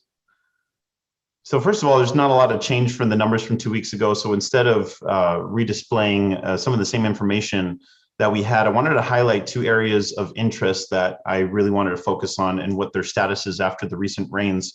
So first of all, for Fort Bragg, the rains have contributed to increased Noyo River flows, and the desalination plant that we funded for the city, they've not had to use it, or they've reduced use of it as well. So that's all good news in terms of the river. And of course, Fort Bragg helps give hauled water to the area of the Mendocino coast and other businesses and other communities in that area. So the bottom line for Fort Bragg is more rain is going to be needed, but they were able to move from their stage 4 water crisis to stage 2 water warning right at the onset of the big rains. So that is certainly good news. When it comes to the upper Russian River, so we've seen my colleagues have presented about Lake Mendocino storage. So being at just 12,000 acre feet to now over approximately 16,000 acre feet, and it's increasing, and there's more rains obviously forecasted as well. There's 8 inches received into the Ukiah Basin watershed that feeds into Lake Mendocino. But the bottom line here again is that more rain is needed to undo the effects of the drought. So really, water systems should continue to be focused on supply augmentation and more drought relief projects, even though that we have some short-term relief. I think that's the main message. The fact is that these rains don't take away from the fact that surface water sources can't potentially be relied upon in current or future dry years. So more planning and regional efforts are going to be needed to solve these problems in the Russian River and Mendocino Coast watershed. But the division plans on doing its part to ensure the long-term sustainability of these potable water supplies for the areas. Some other minor updates is just collaboration with housing and community development continues with, we have focused subgroups that are discussing different areas of our programs, what our roles and responsibilities are, and trying to figure out how we can get better collaboration and make sure that that we move forward without stepping on each other's toes and we're on the same page. And that's going to continue to develop over the next 2 weeks. We should have some more feedback from some of those meetings. And of course, we continue with doing our drought funding identification for some of these systems. Again, just because someone has gotten out of an extreme drought situation, we're still planning on doing a project to build their drought relief and resiliency for next year, so they can use that for the following summer. There was a comment about dry wells, and I just had some statistics, didn't have time to put it on a slide, but in the last 30 days, and I did this about 2 weeks ago, there was 172 dry wells reported in California through DWR's My Dry Well site, and there was 831 dry wells reported year to date. And that was 900% almost increase from the previous year. So we're talking about some pretty big numbers. And since the reporting began, there was only 3,600 dry wells reported since 2013. So you can see that we had a sizable percentage of that amount reported just this last year. Just shows you how extreme this drought really was. Next slide. I'll leave this asked for any questions that you might have. Thank you, Mr. Zuniga. Just when we might start to see some of the data from the informational orders. I know we were trying to clean up on the back end the way that we sort of process that data, even intake it a bit. Just wondering if we can have an update on some of those improvements at one of the future board meetings, and or if there's anything to share around some of that. My desire there is because we know that there are vulnerabilities here, and we're hopeful for a wet winter, but again, all planning for a dry one. And being able to already understand and know that those informational orders were an important part of our response this last summer, where additional communities might be receiving some of those orders, or how we're kind of viewing the run up to what we again are preparing for continued dry conditions on it. Again, I just feel that the data from the informational orders, the platform that we're collecting it's all important. So just wonder if there's any update, and we can always, it can be saved for a future one if there's nothing to speak to exactly right now. Correct. Yeah, I'm meeting with some folks about putting something together. We're looking at the data, we're making certain determinations, but yeah, I should be able to get a data-focused presentation on what we've received and what we've learned and what more there is to learn. Really, I think the more you collect data, the more you realize you don't have what you need. And certainly that is the case here as well. But I think we can get you something good for the next meeting. Thanks, I really appreciate that. And the effort there is to help communities make sure they are for themselves assessing these questions around what their vulnerabilities are, what their supplies may be. Important again to note, as noted earlier, about 400 agencies supply about 95% of the water to Californians, but we oversee nearly 3,000 here. And so there are a lot of these smaller communities that perhaps aren't as aware of their own vulnerabilities, and the informational orders help us all make sure that we're tracking and understanding and making sure to support the local responses that are needed here before they become absolute emergencies. And so much of the good work I know that's going on. So thank you, I appreciate that. Thank you. Any other questions from fellow board colleagues? Okay, hearing none, we can move on to DFA. Good to see you, Ms. Oaxaca. Good morning, Chair Escobar, members of the board. Jasmine Oaxaca, supervising engineer in the Division of Financial Assistance, and I'll be wrapping up the drought presentation this morning. Next slide. So this map shows all of our urgent projects for drought that we've committed funding to since July 1st. We're at a total of 12 projects so far. at $1.7 million. And as a reminder, we are coordinating closely still with our colleagues at the Department of Water Resources, who also received drought funding in the recent Budget Act. So we're coordinating both on urgent drought response as well as developing county level or regional scale programs to help assist those served by state small and domestic wells that have gone dry. Next, please.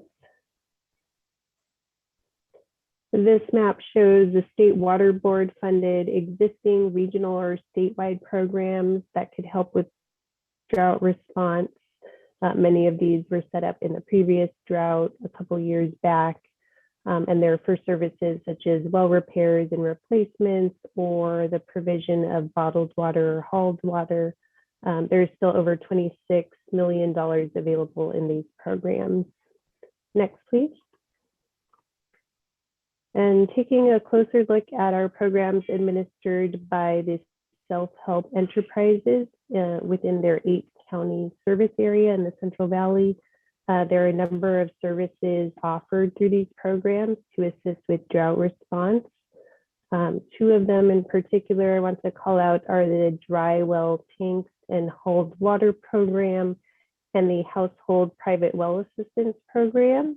And this chart shows the number of calls that self-help has received on a monthly basis for the past 6 months to their drought hotline. And so we see a steady increase through the summer, but I wanted to note that in October, the number of calls has declined significantly. So we're hoping to be turning a corner here with drought response needs. Next, please. And this slide summarizes our drought funding activity again since July 1st, just more in detail. But we've committed funding to 5 urgent repair projects plus 7 emergency well repair type projects through self-help enterprises program for a combined total of over $1.6 million. We've added $22.8 million to our existing regional programs through amendments, and we've provided interim solutions to 4 communities so far. This is specifically related to drought issues, providing assistance to over 3,000 people. Next, please. And then going into a bit more detail on our recent funding approvals. For urgent drought projects, we extended timelines and added funds for 2 hauled water programs, while the Shasta County program is being developed through funding from the Department of Water Resources. And then through the Self-Help Emergency Fund program, we recently approved a well repair project for Patterson Tract Community Services District. And I'll say more about that one in a few minutes. In October, we added $1.6 million in additional funding to that same Self-Help Enterprises Emergency Fund program.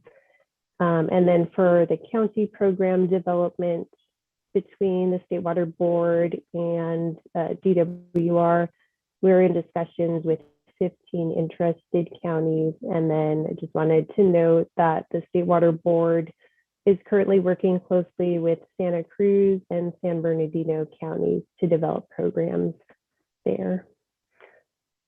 Next slide, please. So for today, I wanted to highlight our recent work with the Patterson Tract Community Services District, which serves a small disadvantaged community with a population of about 550 people.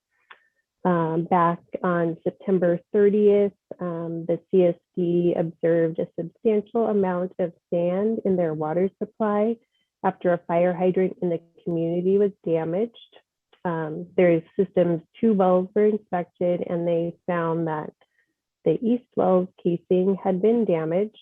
And then a few days later, on October 5th, the west well failed, likely due to drought, which caused the community to suddenly be completely out of water. On October 11th, funding was approved from the State Water Board to rehabilitate and repair both of the east and west wells via Self-Help Enterprises Emergency Fund Program, which is part of their technical assistance agreement. And then, as you can see, the teams worked day and night to ensure that the well repairs happen quickly. The repairs were in fact completed and water service was restored to the community. And then in the interim, Self-Help Enterprises was also able to supply donated bottled water to the community while the well work was being done. So this situation just illustrates the need for emergency funds to be made easily and readily accessible to drought impacted communities, and the benefit of having our third-party providers such as Self-Help administering these programs on our behalf, as they're ready to work with the communities to implement solutions when these issues arise. Next, please. And then lastly, these are again links to some of our drought funding resources. So any questions? Just a lot of thanks. Really appreciate the continued great work of the Division of Financial Assistance. Again, it's been I know a long and difficult summer, and having to prepare for continued difficult drought conditions here in this next year. And so just incredibly appreciative of the good work. I have no further question right now, but looking to my fellow board colleagues. Okay, and hearing none, then thank you. Really appreciate it. And thank you everyone for the good updates here. Again, drought continues to be front of mind, and a lot of preparation, discussion, and work ongoing now to prepare for next year. That wraps up item number 2 and brings us to item number 3, our water system arrearage update. And excited to be getting this update. Good to see you, Mr. Bishop.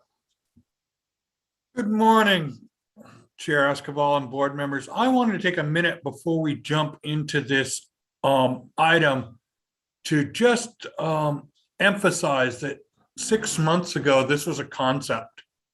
And now here we are implementing a program of totally new approach for our agency, that the team at Division of Drinking Water, Financial Assistance, DIT and DAS have done just an amazing job of bringing this this program from a concept to a reality in such a short period of time in such a successful way. I do want to emphasize that we're going to be pivoting in a few months from water to wastewater, and we have a good start, and we're doing a good job, as you'll see. But I do want to remind you that this has come at a cost. We have diverted staff from inspections. We've diverted our whole underground storage tank program to be able to make these payments. Folks from all over the board have been working to get this across the finish line. And that's going to continue through the next few months. So I think they've done a great job under a really unbelievably tight time frame for a bureaucratic organization like ours to move forward and being able to make these start making these payments. So I really want to applaud their work. As you look at this update, just keep in mind that from my point of view, this was just someone's idea a few months ago, and now it's actually working. Thank you all. Just thank you for that, and join you in the incredible, just being incredibly impressed and thankful to our folks in the program. The turnaround, I know the stress that certainly these tight timelines caused for a lot of folks. Just the quick pivot to your point. I can't sing the praises enough. It is really a Herculean effort that we didn't know if we were going to be successful insofar as being able to meet these timelines, but everyone just really leaned into it. And you look at the program, this $1 billion program that is innovative, is here at the system level, is here set and already writing checks for here to deliver these funds. I just can't thank you enough and join you in that. So thank you for that, Mr. Bishop.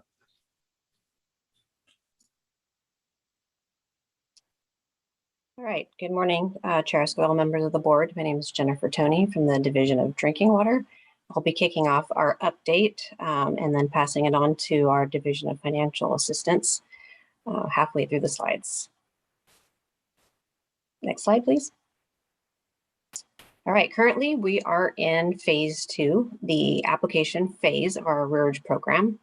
The application opened October 5th and will remain open until December 6th at 5 p.m. The application is open to approximately 720 community water systems that reported arrearages in our survey, our previous survey. So to assist those community water systems that are available to do the application, we hosted a public webinar on October 20th and had a successful turnout of 240 registered attendees. As of yesterday, for the numbers, we have 394 applications started and 184 applications submitted. We also wanted to report to the board that we have 60 communities receiving technical assistance on submittal of their application. Next slide, please. We also opened up the abbreviated survey on October 5th, 2021. And this survey is open for all community water systems that charge for water, but did not submit either their original survey or they reported 0 arrearages. We had many water systems report 0 arrearages just to decline participation. So by opening up the abbreviated survey, we are allowing these community water systems to come in, change their mind, and participate in our program. We have 12 water systems that have completed the abbreviated survey and can now access the application. So the community water systems that want to participate and come in through the abbreviated survey must submit both the abbreviated survey and the application by our deadline of December 6th. Next slide, please. So I also wanted to show you our arrearage application dashboard that one of our arrearage team members, Hung Bui, created. Currently, this is only available to State Water Board staff that have access to Modified Drinking Water Watch. But I know everyone loves charts, so I wanted to show it off. So the top figure shows the number of submitted applications, the amount of funding requested, and it also breaks it down, the funding amount between residential arrearages and commercial arrearages, along with some other helpful information. The bottom figure shows the distribution of applications submitted by water system size. So the green and the orange sections of this chart are for small water systems. So connections less than 3,300. So right now, the majority of applications coming in are from small water systems. Next slide, please. This is another figure from our dashboard, and this shows the distribution of applications submitted throughout the state. And also, if you click on one of those circles, it will pull up the water system information along with the funding requested for the arrearage program. Next slide, please. Once an application is submitted, this is the review process that it goes through before payment. So it starts out and our Division of Drinking Water arrearage team does an eligibility review and compares the numbers coming in the application with what was submitted in the survey. And when everything looks good, we pass it off to our Division of Financial team where they do their financial review and prep the paperwork to go to accounting, and then ultimately to the state controller's office where the warrant or check is issued. Next slide, please. And this is where I'm going to hand it off to the Division of Financial Assistance and Zube. Thank you, Jennifer, and members of the board. It's my pleasure to be here today. My name is Nzube Okamiri. I'm currently one of the managers within the arrearages unit in DFA, here to provide a quick rundown of disbursement information as of November 1st, 2021. Currently, we have 3 units with 1 manager and 5 analysts. We've hired 3 managers and we have 6 analysts on staff, and we're recruiting for additional positions. We're working with DIT to develop additional components to our internal databases in order to ensure that we're tracking and reporting information about the incoming and outgoing disbursements accurately and consistently. We're also developing procedures as we work through the disbursement request, so we can have a consistent methods of processing throughout all the different phases of review, as well as streamline the onboarding process for our future analysts. Next slide.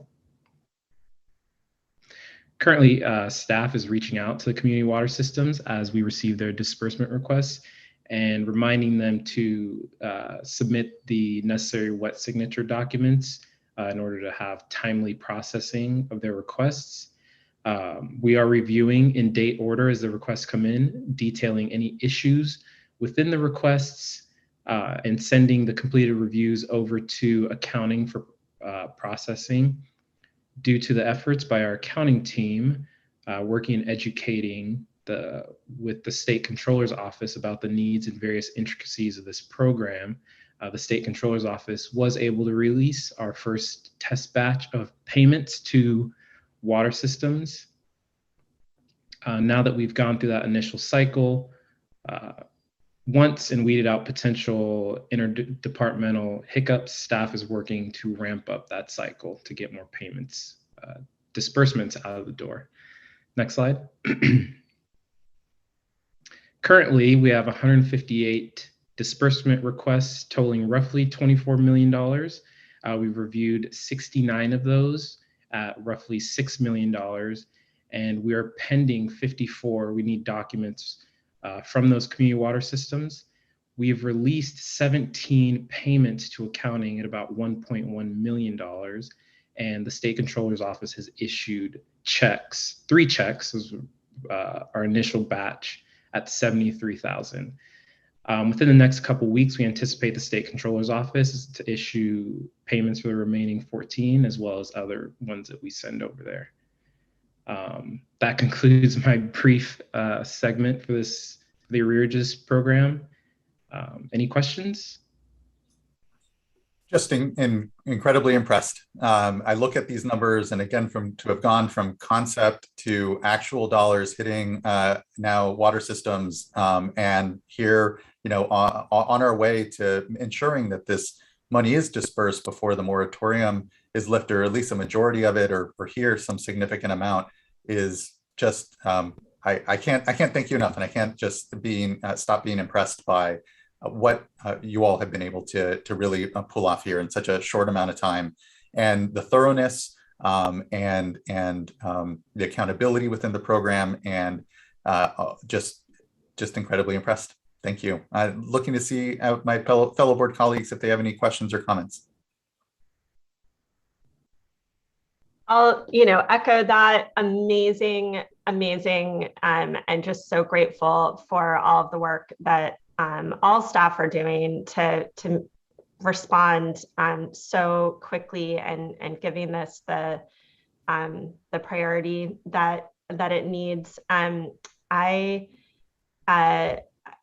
also just so appreciate all of the transparency here. I just feel like this is, such a model of quick and relatively innovative response to needs, and then real transparency, and as Chair Esquivel said, just so much professionalism and being thorough, but also trying to move things quickly. So really, my question is, I want to keep following, and I don't know, this is such tight deadlines. So I'm wondering, maybe if there's later on maybe as we near the deadline for early December, getting a sense of how things are. I know there's a lot of efforts by staff on outreach. I've also been trying to figure out doing things so I can support that as well.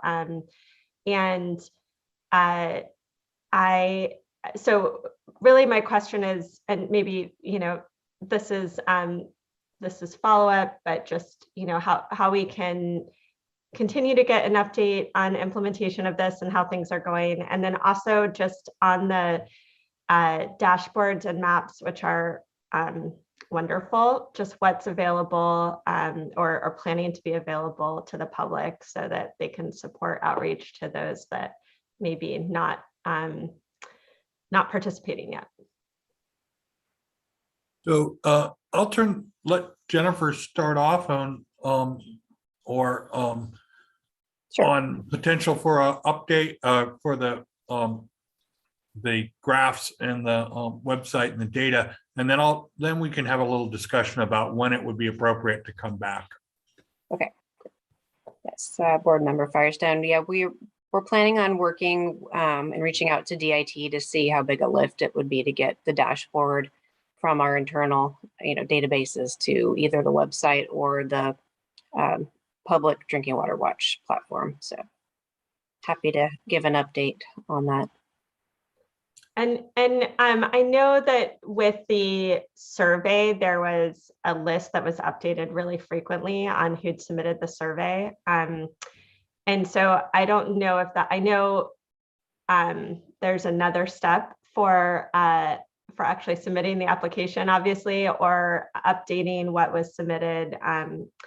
And I guess I've been suggesting people use that as sort of a public list of systems for what we know and what we can share right now, as we're trying to work through things and respond really quickly, but also want to support good sharing of information so people can help support getting systems to apply. So I don't know if that's something that is updated more, continuing to be updated, or, if there's, again, this can be follow-up, but just would be great to find out what can be shared regularly with the public so we can support systems getting in this quick turnaround. Yes, right now we have a static just Excel spreadsheet that we're updating regularly on the website so that the public can see which water systems have submitted an application and which ones have not. So okay.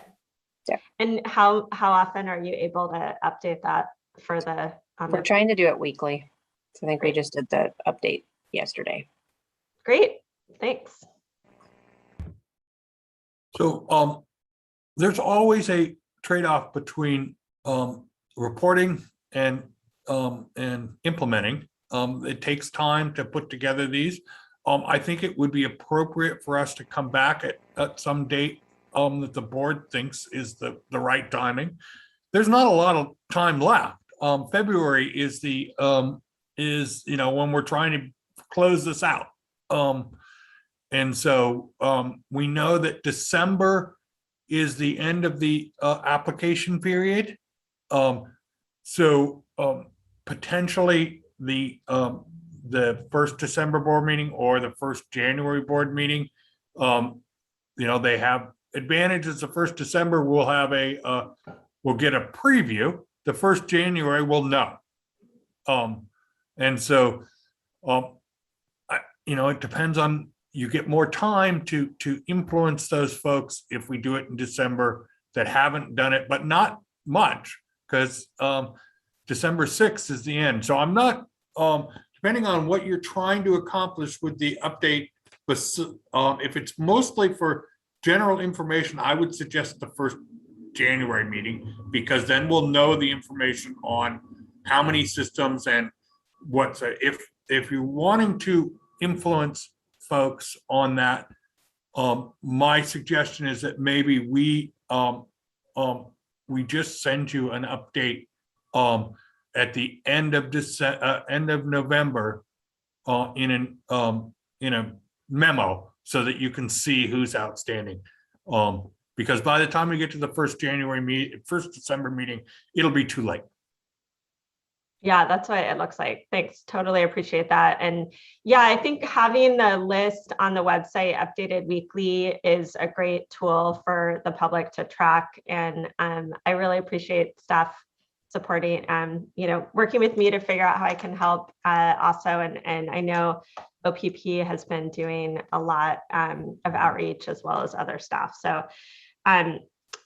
yeah, I think having just, oh, and my other thought was just to the extent that there is the timing with the executive officer's report could be another place just to get an update if that's before, the information item. So, but thank you. This is really wonderful. I'm so excited about our ability to get this money out, really desperately needed. And I think just, an example of how this agency is really able to be nimble and step up to crises and get resources to those that need it.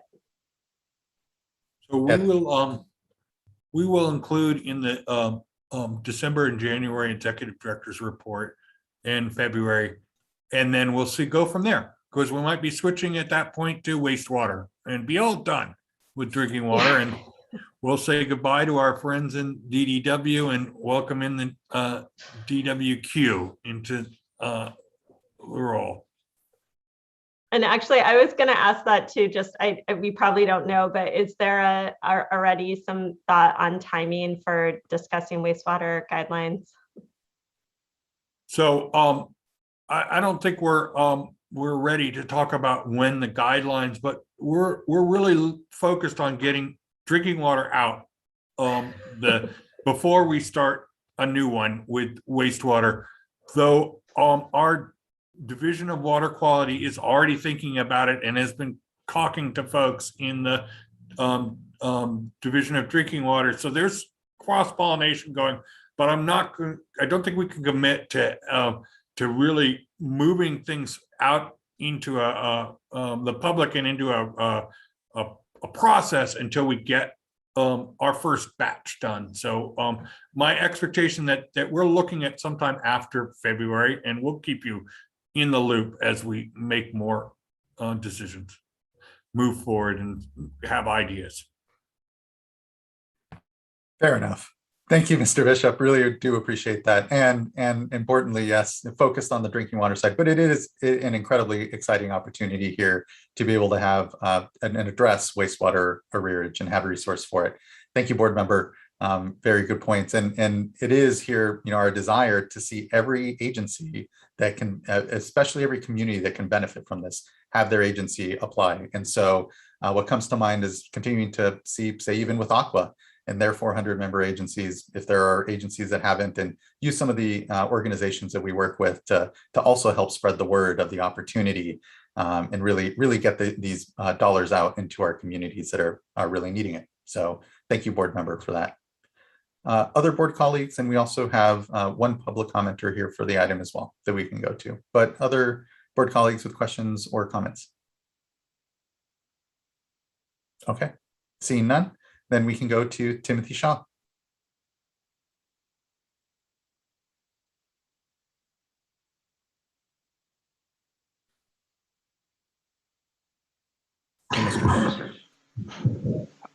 I have no comment. Okay, thank you, Mr. Shaw. Appreciate it. Then that wraps up this item. Any other direction or question or comment from folks? All right, just again, express my incredible appreciation for the quick movement on this and look forward to then an update and it'll be helpful again, maybe a couple of weeks before the December 6th deadline for all of us to understand who still is outstanding, and maybe with a little outreach can get them to apply and have these dollars and resources flow to their community. So thank you all. Fantastic update and really excited for the continued work on this program. Thank you. All right, well, that concludes our item update on the water arrearage program. Let's go ahead and take a a 15-minute break. Well, let's say a 10-minute break. So we'll come back here at 11 and then continue on with the quarterly Delta Stewardship Council report and a presentation on our annual performance report. So see you all here in about 10 minutes at 11 o'clock. I think that'd be 11:10. I apologize. Yeah, we are already at 11. So 11:10. Thank you. Thank you, Sean. No worries. Thank you, board member.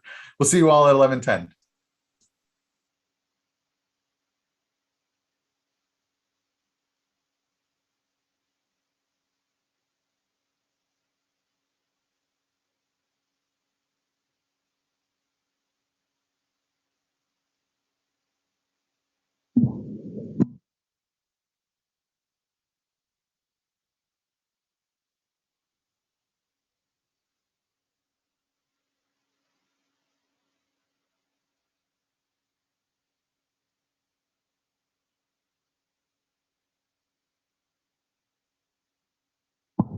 And Margie, are you going to be able to get up the display screen to let folks know we'll be back at 11:10?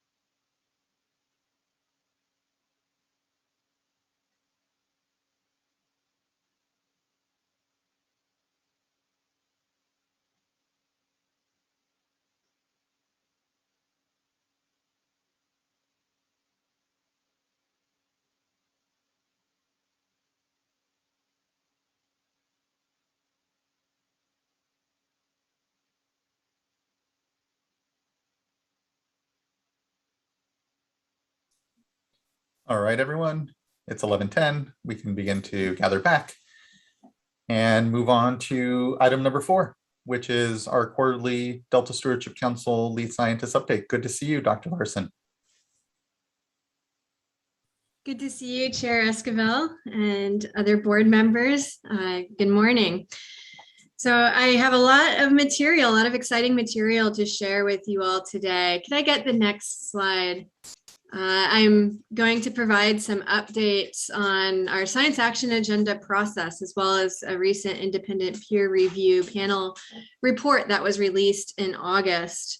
I'll talk about current working groups and upcoming workshops, provide an update on the environmental justice efforts within the council, a brief update on what's going on with the ISB, and then I'll conclude with a couple of recent article spotlights. Next slide, please. So just starting out with the science action agenda process. First, I'm going to just give you a quick reminder on what the science action agenda is and why we should care about it.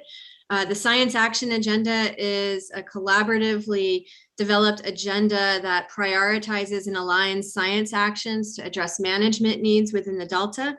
It is drafted and updated by the Delta Science Program every 4 to 5 years and is a critical part of the broader Delta Science strategy. And I should mention that while the Delta Science Program facilitates our process, the Science Action Agenda is co-produced with stakeholder input, including a lot of input from folks within the water boards, and it encompasses priorities from different collaborative venues and entities, thereby advancing shared interests and promoting transparency and collaboration.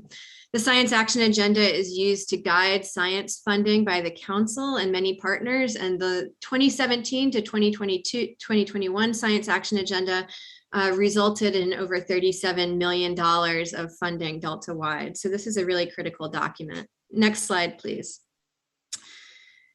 So the 2022 to 2026 Science Action Agenda is the second full iteration of the Science Action Agenda, and the process of updating it is done in accordance with an adaptive management cycle, as you can see here, where the planning process involves an assessment of existing and emerging science and management knowledge gaps, collaborative identification of science actions, and all of those go into the Science Action Agenda document. That document then guides funding, and then to come around full circle, we evaluate progress in achieving those science actions, and also where the gaps lie, and communicate progress in filling knowledge gaps, and knowledge of where the gaps remain then goes into the planning process for the next update to the Science Action Agenda.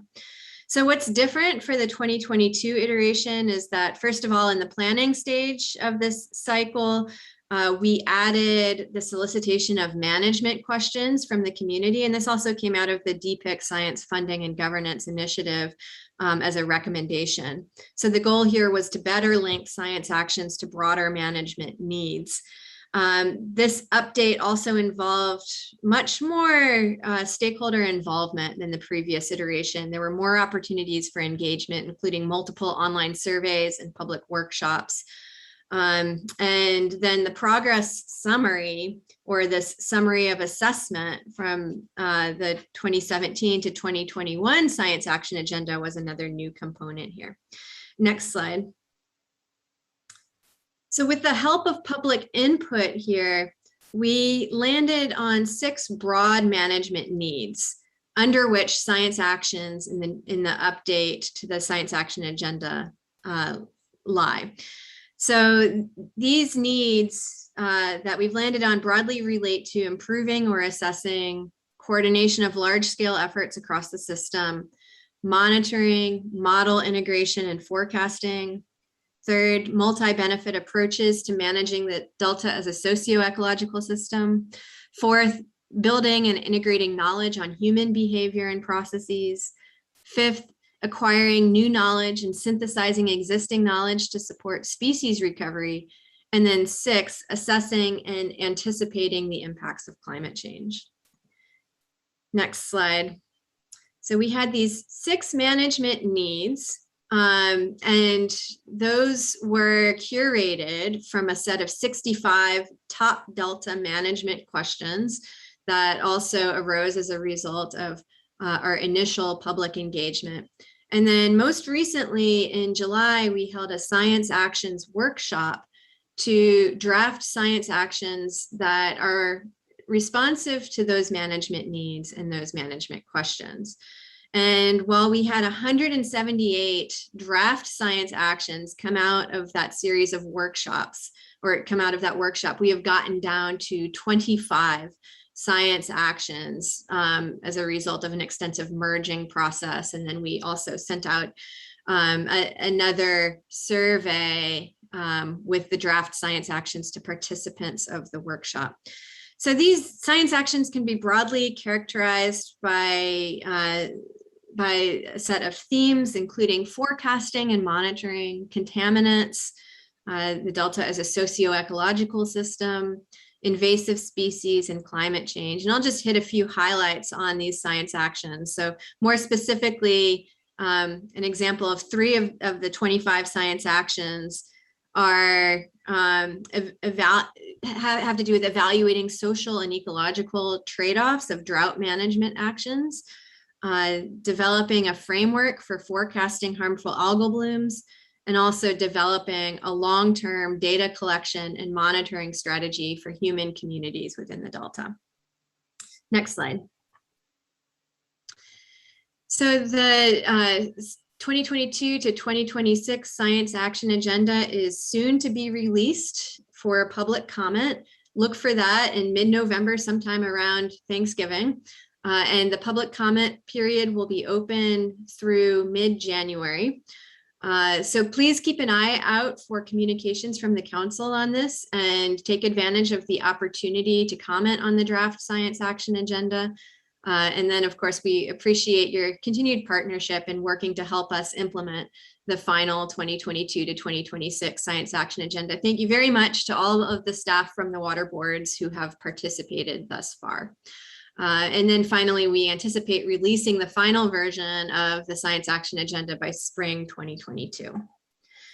So next slide. With that, I'm going to pivot to a report that feels a little old to me now, but it's been a few months since I gave my last quarterly report here. So in August of this year, the Delta Science Program released an independent scientific review of the Delta Mercury Control Program Phase 1 reports, specifically pertaining to tidal marshes and open water. So just to give you some background, back in 2010, the TMDL for mercury within the Delta was established. And that one component of that TMDL was the Delta Mercury Control Program, which involves a 10-year period of assessment. So dischargers of mercury within the Delta were required to review the best available science and document how they might achieve their mercury reductions. So because these reports were commissioned by the Central Valley Regional Board, which needs to implement the TMDL, that the regional board approached the Delta Science Program and asked for an independent peer review of these Phase 1 reports. So we convened 2 panels over the course of 2 years to review the reports associated, first of all, with point source dischargers, and then most recently, non-point source dischargers, which consist of tidal marshes and open water environments. And it's the latter independent peer review report that was just released in August. You could find it on the Central Valley Regional Water Board webpage. But a highlight of some of the findings from the peer review are that, first of all, upstream inputs from legacy gold and mercury mines are overwhelmingly the dominant sources of mercury and methyl mercury to the Delta. And the reports and panel found that the only way to reduce Delta mercury levels really is to reduce upstream inputs and then focus on mercury controls within the YOLO bypass. The panel found that some of the results from the tidal wetland study, which suggested that tidal wetlands are not sources of mercury, actually does contrast with previously published work and recommended reevaluation of that conclusion. Another important finding is that the Yolo bypass seasonally flooded agriculture is the largest internal source of methylmercury to the Delta. And while some reductions in mercury are possible, they found that it's unlikely that current mercury reduction goals can be met in the Yolo bypass. And so that might result in a recommendation of revisiting targets associated with the TMDL. The panel found that urban stormwater and municipal wastewater are relatively minor sources of mercury and will easily meet their mercury reduction goals. But they also identified some data quality, data uncertainty, and monitoring issues that must be addressed in order to improve mercury tracking for those sources. And then they recommended that the tidal wetland models for methylmercury can be improved with a more robust representation of critical mercury cycling processes, and by considering climate change, land use, and population change. And they also recommended additional efforts to improve the quality and availability of input data, and then also to confirm model results. On whole, they recommended that the Central Valley Regional Board should develop a climate change adaptation framework and update the TMDL model framework and mercury load estimates in association with that climate change adaptation framework. So I thank Dylan Stern at the Delta Science Program for putting together this nice graphic that summarizes some of the findings of the review panel. And again, I encourage you to visit the Central Valley Regional Board's Delta Mercury TMDL page to find the full contents of the report. Next slide, please. Another ongoing activity is that the Delta Science Program has been partnering with the National Center for Ecological Analysis and Synthesis to chair a working group on drivers of the estuarine food supply. So I know, Chair Esquivel, that you have been a great promoter of synthesis, of data and transparency and open availability of data sources. And this is a great example of how those efforts can really feed into analyses that are sorely needed within the Delta. So there is a vast wealth of data that is relevant to understanding drivers of estuarine food webs, as well as why we've seen a collapse of those food webs since about the 1970s. This is something that the community understands relatively poorly, but is something for which synthesis has great potential to yield new insight that can reshape aspects of the way that we might be managing fish from the bottom up within the Delta. So a big part of this working group, in addition to achieving a synthesis of these data sets, is also to provide training on data synthesis techniques to community members. And in this, they've engaged with 19 participants from 9 agencies and universities to provide this training. The working group itself takes place over 3 very intensive weeks, spaced through September, October, and November of 2021. And in those weeks, participants do receive training, but then they also work to create products that are relevant to management questions, including some of the key research questions that you see here. What are the key drivers of the food supply, from plants to plankton to fish? How have invasive species shaped and affected Delta communities? And then how can restoration and flow management protect and enhance the food supply for fishes of management interest under future climate and management scenarios? Next slide. So the group has been working really hard. They just met last week for their October meeting. And we don't have products from that group just yet, but this figure was prepared as part of the prospectus for the set of workshops to show the type of products that might emerge from this working group. So what's envisioned is that this group will combine data on environmental and species abundance together with a statistical model that they would newly formulate as a product of the synthesis, looking at how drivers such as temperature, salinity, space, and seasonality impact species abundance. And then that statistical model would be combined with environmental data from future projected scenarios in order to generate predictions of species abundance and distribution.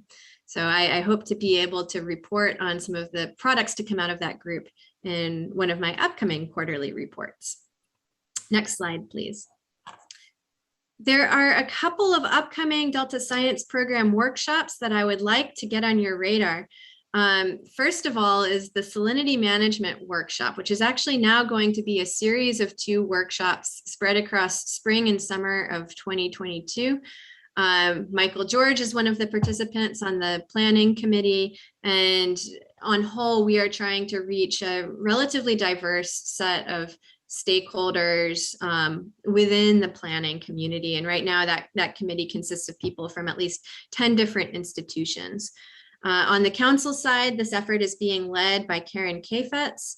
The meeting that we're planning is going to take place as a series of 2 workshops. And rather than being focused on current drought or reinventing previous and ongoing drought synthesis meetings and work groups, this workshop is really designed to promote forward-thinking, anticipatory, collaborative planning for distinct future scenarios. So we're hoping that this series of 2 workshops really lays the groundwork for a much longer process that involves many community members to develop scenarios and then run and analyze models associated with those scenarios. Inspiration for this workshop has come in part from the Delta Independent Science Board's 2020 memo to DPIC to prepare for rapid environmental change.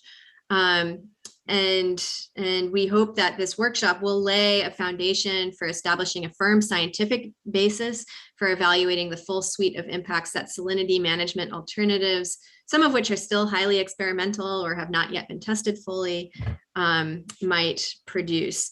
And in particular, we're interested in quantifying and anticipating impacts on human communities within and outside the Delta, as well as on ecosystems. So that is, we have yet to determine the dates for that workshop. We're actively in the planning process, but do stay tuned and try to attend once the dates are announced. The second upcoming workshop that I'm really excited to announce is a workshop on adapting restoration for a changing climate that will be held between February 2nd and 3rd. It's going to include presentations and discussions that are focused on cutting edge climate adaptive strategies as we work toward a shared understanding of ecosystem restoration across the San Francisco estuary watershed in the context of climate change. And it's anticipated that these presentations in the symposium will address all steps of restoration, including planning, permitting, funding, implementation, management, and monitoring.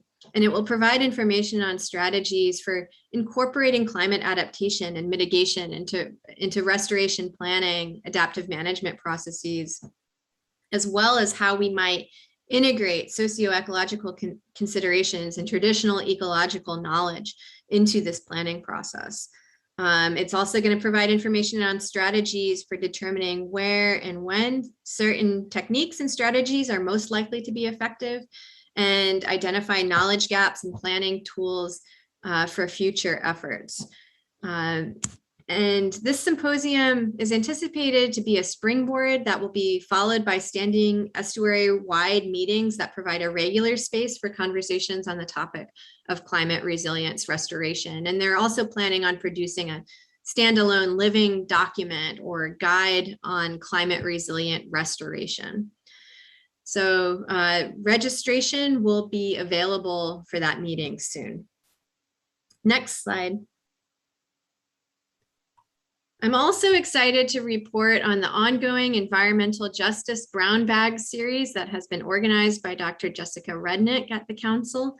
The September 8th seminar featured someone you all know very well, board member Laurel Firestone, and also Kristen Dobbin, who gave an excellent talk on water justice efforts in California and the Human Right to Water Act. It was really eye-opening to me. I learned quite a bit. There is a recording of that talk that's available on the Delta Council YouTube channel.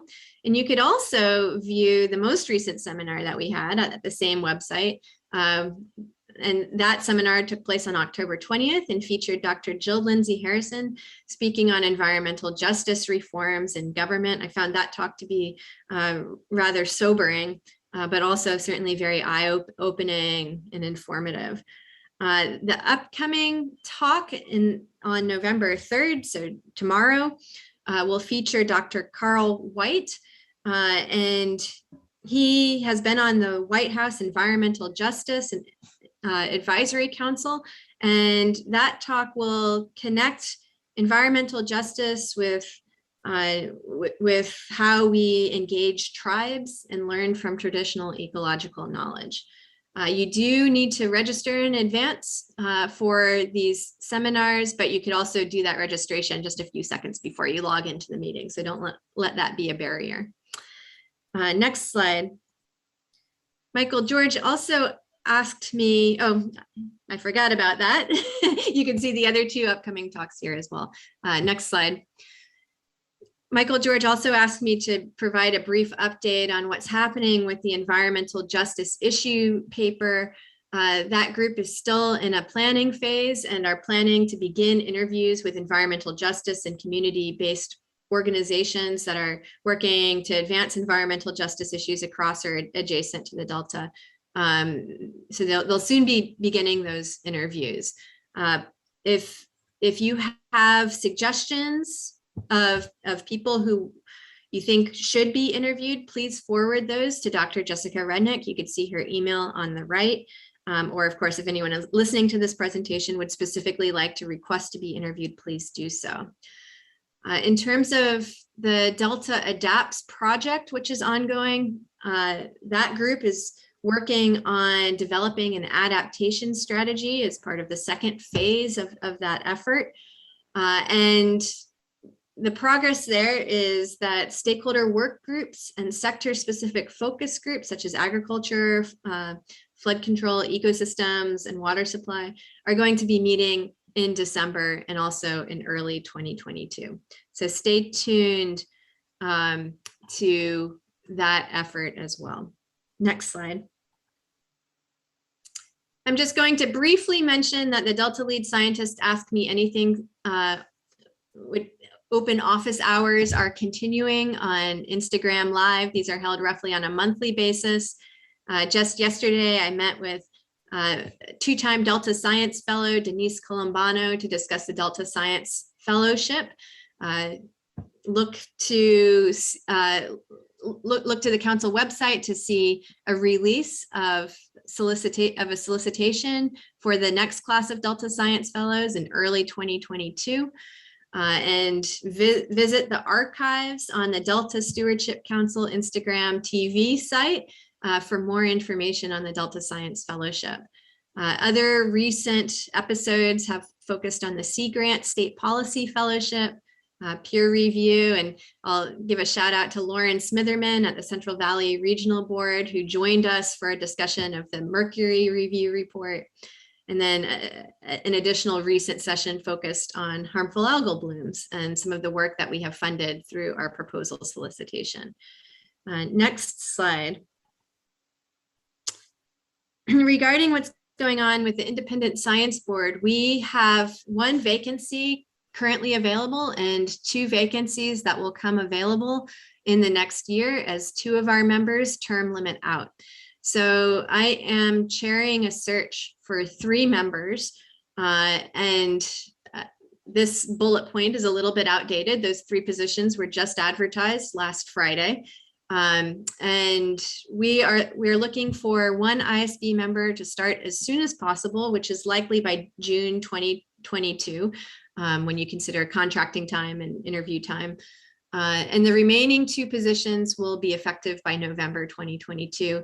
We'll be reviewing applications on a rolling basis beginning in December through February of 2022. This is a somewhat targeted recruitment process. We're looking specifically for future board members with expertise in water resources engineering and hydrodynamics, climate science, algal ecology, invasive species ecology, and or ecotoxicology. So please help me spread the word about this great opportunity. And I am also looking for suggestions for candidates that would be great to specifically reach out to. So you could get in touch with me for that. Next slide. I only have a few minutes left, but I want to provide a really brief spotlight on a couple of relevant articles that have recently come out in a range of journals. And the first one is a paper that was just recently published in the journal Ecology and Evolution by Matt Nobriga et al. And was really focused on this relationship between temperature and the survival of Chinook salmon as they transit the Delta. So Chinook salmon obviously hatch within the Delta's watershed and then must transit the Delta as they migrate to the ocean. And this is a part of their life cycle that's typically associated with really high mortality. Back in 1989, it was found that there seems to be a 20 degrees Celsius temperature threshold at which all smolt experience mortality. And one of the objectives of this recent study was to look at the ensuing decades worth of telemetry data and test whether that threshold, which corresponds to 68 degrees Fahrenheit, still holds. And they found that it does. It's a pretty solid threshold for temperature management. Now, the other thing that happens that makes the Delta associated with high mortality for Chinook salmon smolt is that they experience relatively high rates of predation. So another objective of this paper was really to get at why we see mortality at these warmer temperatures. And one hypothesis is that predation rates go up when temperature goes up. And just a really simple reason for this is that organisms tend to have higher metabolisms at warmer temperatures, and so they require more calories to sustain their energy needs. There is also another thing that's going on, which is that we now have invasive species occupying the Delta. Striped bass and largemouth bass are both invasive species that predate upon Chinook salmon smolt, and the prevalence of submersed aquatic vegetation in the margins of the Delta encourages larger populations of largemouth bass, which use those areas of habitat. And so another hypothesis is that these fish are really encountering a double whammy. They would ordinarily go into vegetated margins of the Delta to escape predation in the open water, but if predators of invasive fish species are lurking in those margins, they're likely to be eaten there. So these authors tested this hypothesis through a combination of field studies that used videotaped tethered fish at different locations from shore and at different temperatures. And then they also conducted modeling in which they deduced parameters like fish attack rate and predation success rate by trying to get the best match to the monitoring data. So first of all, they found that there's a small effect of temperature and distance from shore on largemouth bass predation rate, but no effect of either variable on striped bass predation rate. Overall, the effect was small enough that it didn't provide support to the hypothesis that predation rate multiplies at warmer temperatures. And it also didn't provide a sufficient explanation of why we see extreme mortality at this temperature threshold. Now, the model results produced a similar conclusion, but provided an additional clue into what might be going on. Though those model results showed very little effect of temperature on overall predator attack rate, the only way that they could match the monitoring data was if the salmon smolt's swimming speed, which governs the success rate of each attack, decreased at the warmer temperatures. Now, this is curious because it's not something that we see in captive fish, but the authors hypothesized that it might arise from an increased prevalence of disease at warmer temperatures in the field. or from effects of contaminants during low water periods when they're highly concentrated. And so this is really an open area of study. It's very well aligned with priority science actions in the new science action agenda, which are focused on understanding impacts of contaminants. But I will say that while results on precisely why mortality goes through this temperature dependent threshold were a little unclear from the study, one thing that was clear is that there's a significant negative relationship between inflows and delta water temperatures. So in other words, as inflow goes down, temperature goes up. This was important to demonstrate because there's a belief that really is prevalent that flow has little to do with water temperature in the delta. And while its impact might indeed be slight, managing temperatures through controlling flow might be just sufficient to keep water temperatures below critical thresholds for fish at some places and or at some times. And the times in which there was this strong relationship between inflow and temperatures in the delta in the study were April, May, and June. So with that, I'm just going to go to the next slide. And this is the last thing I will cover before I conclude my report. I also wanted to call your attention to a series of 2 papers that have recently come out in the journal Toxics. And with this brief report, I'm really closing the loop on the cycle of identifying priority science actions, funding those actions, and then reporting out the results of the study. These 2 papers came from Suzanne Brander's lab at Oregon State University. She was a recipient of funds from our 2018 proposal solicitation. And her lab is really focused on understanding the effects of common pesticides used within the Delta on fish species. These 2 papers in particular focused on interacting effects between salinity and pesticide toxicity. And this is an issue because we know that with climate change and an increasing prevalence of drought, so there is this tendency towards salinity encroachment further into the Delta. So the study by Segarra et al. Looked at behavioral disturbances exhibited in Delta smelt larvae as a result of their exposure to common pesticides. They performed behavioral tests after exposing almost 2,000 smelt embryos to 2 selected pollutants at varying salinity levels. And they measured swimming activity and movement away from the center of the plates in which these larvae were located. That itself is an indication of their tendency or their ability to avoid predation. And the study found that even low concentrations, first of all, of these pesticides affect smelt larvae behavior, resulting in either hypoactivity or hyperactivity in the larvae compared to the control groups. And you can kind of get a sense for that by looking at the paths traced by swimmers in the part of this figure labeled B. Additionally, they found that salinity levels affect the dynamics of pesticide toxicity and behavior. And specifically, they found this interesting inverse correlation between larvae wall hugging and salinity, from which they deduced that higher salinity levels that are associated with decreased wall hugging are indicative of a behavior that could potentially put Delta smelt at higher risk of predation in the wild.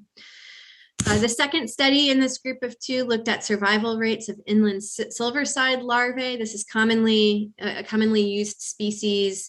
It's a species that's commonly used by the EPA as an indicator of toxic effects. It's found in many estuaries throughout the US. It's not native to California, but it was chosen for this study because it can tolerate a large range of salinity levels and is moderately sensitive to pollutants. So here, as with the first study, the authors concluded that salinity demonstrated a potential to influence toxicity in this species. So in the higher salinity environments, the toxicity of most chemicals tested in the study increased, significantly so with a commonly used fungicide. And the graph on the top is just basically showing that 50% of fish die at a lower pesticide concentration in the higher salinity waters, which indicates that salinity makes that pesticide more toxic to the fish. And the mechanisms through which this happens are not yet well understood.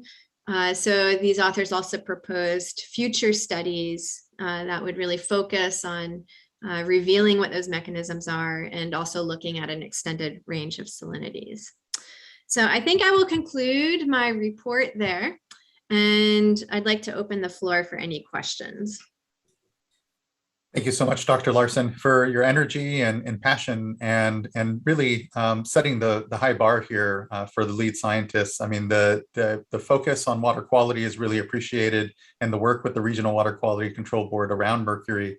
But here even the work and highlighting science around pesticides. Again, we're called to remember it's not just quantity, but quality as well. And actually both of those taking into consideration as one is really what we need to do. These are highly integrated, complex systems, and we need to continue to expand our own understanding of that complexity so we can be better decision makers. And truly, that's what all of this synthesis is for all of us across the watersheds and our various agencies to be able to be better decision makers in this space. And the work that you're doing is certainly contributing to that. So I really do appreciate the good summary of what is a lot of ongoing work, but and particularly the science plan and action agenda. Look forward to making sure that we are contributing to that in a meaningful way, knowing that, again, we really depend upon the Stewardship Council for this sort of synthesis, because we don't have extensive resources to do this work, but we have data and information and certainly interest in making sure that we're all continuing to be better decision makers and successful in our own rights. So thank you. It is much appreciated. I don't think I have real specific question other than just my thanks, but look to my other board colleagues for questions or comments. Thank you, Chair Esquivel. Okay, I think I'm hearing none. So thank you so much. Really appreciate, again, the thorough overview of all the good work, and be in touch very soon. So thank you. Thank you. Okay, that concludes informational item number 4 and brings us to our last in our tranche of a very informational item heavy board meeting with a presentation on our fiscal year 2021 annual report and performance report. And just want to thank here Greg and Bev and the incredible work that goes on, I know, to really synthesize all the various goings on in the regional and state water boards here, to be very transparent here, to be open about the work that we're doing, to be able to make sure we are communicating what exactly is going on here at the board. And want to acknowledge that former board member Tam Dodak was our huge leader in first even really establishing this performance metrics and report, and look forward to this continued evolution of this work, because it's each year has become even more impressive. And so just wanted at the top to thank you, Greg, and thank you, Bev, for all the great work. Well, thank you, Chair Esquivel. It's a pleasure, as always, to be here and talk to you guys about the performance report, the data that goes behind it, the reflection of the amazing work that we track with this report, and the longevity of our effort on this. This is our 13th performance report. So I'm going to quickly hand it over to Bev Anderson-Abbs, who's the lead on this project, and she's going to walk you through this year's report, and I'll be around for questions. Thank you. Good morning, Chair Esquivel and members of the board. My name is Bev Anderson-Abbs, and I'm the lead for the performance reports for the Water Resources Control Board, working within the Office of Information Management and Analysis. I'm going to be presenting a summary of fiscal year 2020-2021 performance report today, and focus a little bit on some of the new additions that we've made to some of the dashboards that are available. So if I could get the next slide, please, we can start taking a look.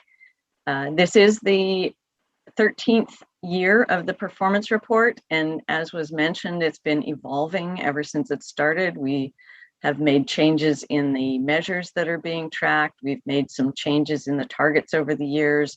And then most recently, in the last few years, we've migrated the performance report into a business intelligence platform And in doing so, we replaced over 170 separate static web pages with 26 interactive dashboards. Next slide, please. The performance reports have been a web-based summary organized by major functions such as enforcement, regulation, planning, and assessment, and they document the efforts to protect and allocate the waters of California. The reports have been used to help us learn from the successes and challenges in major mission areas and to systematically manage and evaluate the program's activities and priorities and to improve efficiencies within the water boards, while we've also been improving the efficiencies of reporting itself. The old format with 170 separate web pages required Division of Information Technology to update each page separately, taking more than 80 hours of 2 or more staff members' time each year. That format also required me and several assistants to download the necessary data and hand enter it into the management pages for all 170 cards. This was an extremely time-consuming and with a high potential of introducing human error in that. The current dashboards now take DIT an estimated 10 hours of a single staff person's time.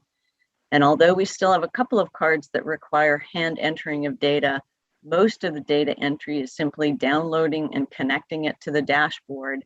So human error has been reduced almost to 0 in the last couple of years. Next slide, please. Now on to the report and looking at a bit of a summary of the numbers of the water boards. As you know, the water board is large with offices throughout the state. Staff are charged with regulating over 51,000 discharger facilities and determining water right allocations to about 32,000 water rights holders, as well as monitoring and tracking water quality, enforcing regulations, and funding various programs. And this slide gives a high-level look at some of the things that the water board is in charge of and what we spend time working on. So next slide, please. To find the performance report where you can see all the numbers and things that we're doing, you have to scroll down to the bottom of the web pages, the water board web pages, where there's a long list of programs and links down there. And down at the bottom of the third column, you'll see performance reports. Here I've circled it in red. And when you click on that, that will take you to the most recent performance report. So now it is currently clicking you to the 2021 performance report. Next slide, please. When you click that, it will take you to that most recent report with access to previous years' performance reports. Although now the data from those previous years is also available on the most recent dashboard. This is not for all of the dashboards at this point because of the way data are manipulated in some of them or filtered in some, but we are working to make those prior years available on all dashboards for the future. The next few slides will provide a brief summary of some of the major targets and measures being tracked by the performance report. Next slide, please. 2021 presented us some unique challenges as staff of the water boards continued to work from home due to COVID. In-person inspections and other in-person activities were largely put on hold. On top of this, we had a 15% reduction in personnel resources due to furloughs and redirection of staff to contact tracing duties. This slide shows that in spite of the resource reductions, there was not a significant decrease in total inspections over that fiscal year. Although our data don't allow us to tease out changes in how those inspections were performed. There may have been more inspections being done as video inspections or things like that. We don't have the ability to pull that out at this point. Next slide, please. At the beginning of each fiscal year, the state and regional boards, divisions, and offices establish goals for their workload for that upcoming year. Then at the end of the fiscal year, we determine the actual work that was completed and compare it to the targets to assess program performance. Most of these targets are based on outcome or output based things that we do. So activities like performing inspections or writing permits, writing and adopting permits and things like that. Targets are adjusted at the beginning of the year, or they were adjusted at the beginning of 2021 to account for that reduction in resources. So we did see slightly lower numbers in the initial targets that regions and programs were putting into the system. This graph shows the statewide targets achieved across the regional water boards and the state water boards division and offices, broken into 3 major categories: inspections, permitting, and all other program targets, which is sort of a melting pot of everything from adoption of TMDLs and basin plan amendments to cleanup activities, funding targets, all of those other things for the last 3 fiscal years. And you can see highlighted in the dark blue that the targets being met were very much on par, if not a little higher than in the last couple of years. Statewide for fiscal year 2021, the Water Board accomplished 78% of its inspection targets, 82% of permitting targets, and 66% of the all other category of targets. Next slide, please. And then this slide breaks those targets down by the organization, so the different regional boards and the state board. And it's important to remember here that by breaking out the regions, we're not trying to compare the regions, just provide the information that the regions are doing different things. You can see on this graph that the percent of targets achieved varies greatly across organizations. Different organization or the different regions will have different priorities that they set, and they have different issues that make it easier or not so easy to achieve their targets as they've set them. So a lot of regions were losing staff to retirements and various other issues. So we have to keep in mind that that is not trying to compare regions one to another. Next slide, please. And then this is a high-level summary statistic page of some of the things that we are out there regulating and doing with our staff. So we have over 50 or almost 52,000 regulated facilities, and this number changes yearly because of construction sites coming on or off the system, or various changes like that, facilities closing, facilities opening. So we're always seeing slight changes in the number of regulated facilities. Individual permits and that were issued or updated are also there. Inspections, the number of inspections that were done, and here again you can see they were down slightly from the previous couple of years, but not drastically so. Next slide, please. And now I want to go into specifically some of the cards, some of the dashboards that we've been working on, focusing on the ones that have had some changes made to them. The performance report has been moved into this interactive format for almost everything. Next slide, please. And starting here with the targets card. In this case, this shows the targets that are set by the regions, and you can filter this for the regions. You can filter back in years and see how regions are or have been handling their targets over the various years. This also has an added section with regional considerations where regions can add a few sentences to explain what was going on. If there was a fire in the area that caused them to not be able to work because they were evacuated, things like that can be added under the regional considerations. Next slide, please. This is the sanitary sewer overflows slide, and this one we've added a lot of new buttons to it. We can now go to the data behind the sanitary sewer overflows information, so you can drill into where these overflows were and look at the full data behind that.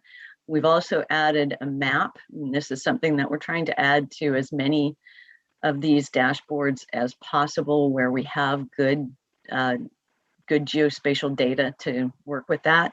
And I've added a graph showing spills over time, so we can look at what's been going on with the sanitary sewer overflows, in this case, over the last several years.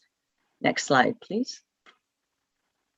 Since we have really good sanitary or geospatial data for SSOs, we're able to add this map, and this shows where the SSOs have occurred. Again, several filters available on this page, so you can focus in on a region, you can look at the class of overflow or the category 1, 2, or 3. You can look back in time, and there's an additional filter that doesn't show on here where you can look at the cause of the overflow. So you can start digging very deeply into the data behind this dashboard. And then also there are several ways to get to the graph showing the sewage, the SSOs over time. And you can see based on this graph that we seem to be seeing a reduction in SSOs over time. Next slide, please. But if we look at the data in another way, it shows that there may be more spills going unreported. As we can see, the percent of compliance reports submitted has been going down. And in the last several months, where our compliance reports have gone down to around 55 to 60% being submitted. So there may be some data missing on things like this. And this is what we want to be looking at with our data, is how do we make things go better? So this is a very helpful part of the report. Next slide, please. Likewise, for the irrigated lands program, we've added a graph showing the irrigated lands going under waiver over time. And you can see by this very quickly that although the number of irrigated lands facilities has actually gone down in the last couple of years, the number of acres under waiver continues to go up. So we're seeing some interesting things showing up in the data there, and that's available through a link on that dashboard that says enrollments over time. Next slide, please. This is the inspections, wastewater inspections dashboard. And for several of these wastewater inspections, permits, and reports dashboards, these now include all the major categories. So you can go on here and filter for NPDES wastewater, WDRs, landfills, and see what the numbers are here. So each of those reports now replaces 13 separate report cards, just all in that one dashboard. Next slide, please. Cleanup, again, this is one that's fairly recently been added with the data background. So you can look at the data. There's a button up in the top saying view data set. And also we've added a change over time for the leaking underground storage tanks. So you can see that over time, the number of storage tanks in the program has decreased while the cumulative closed cases has increased substantially. So it's a nice way to see what's been going on within that program. Next slide, please.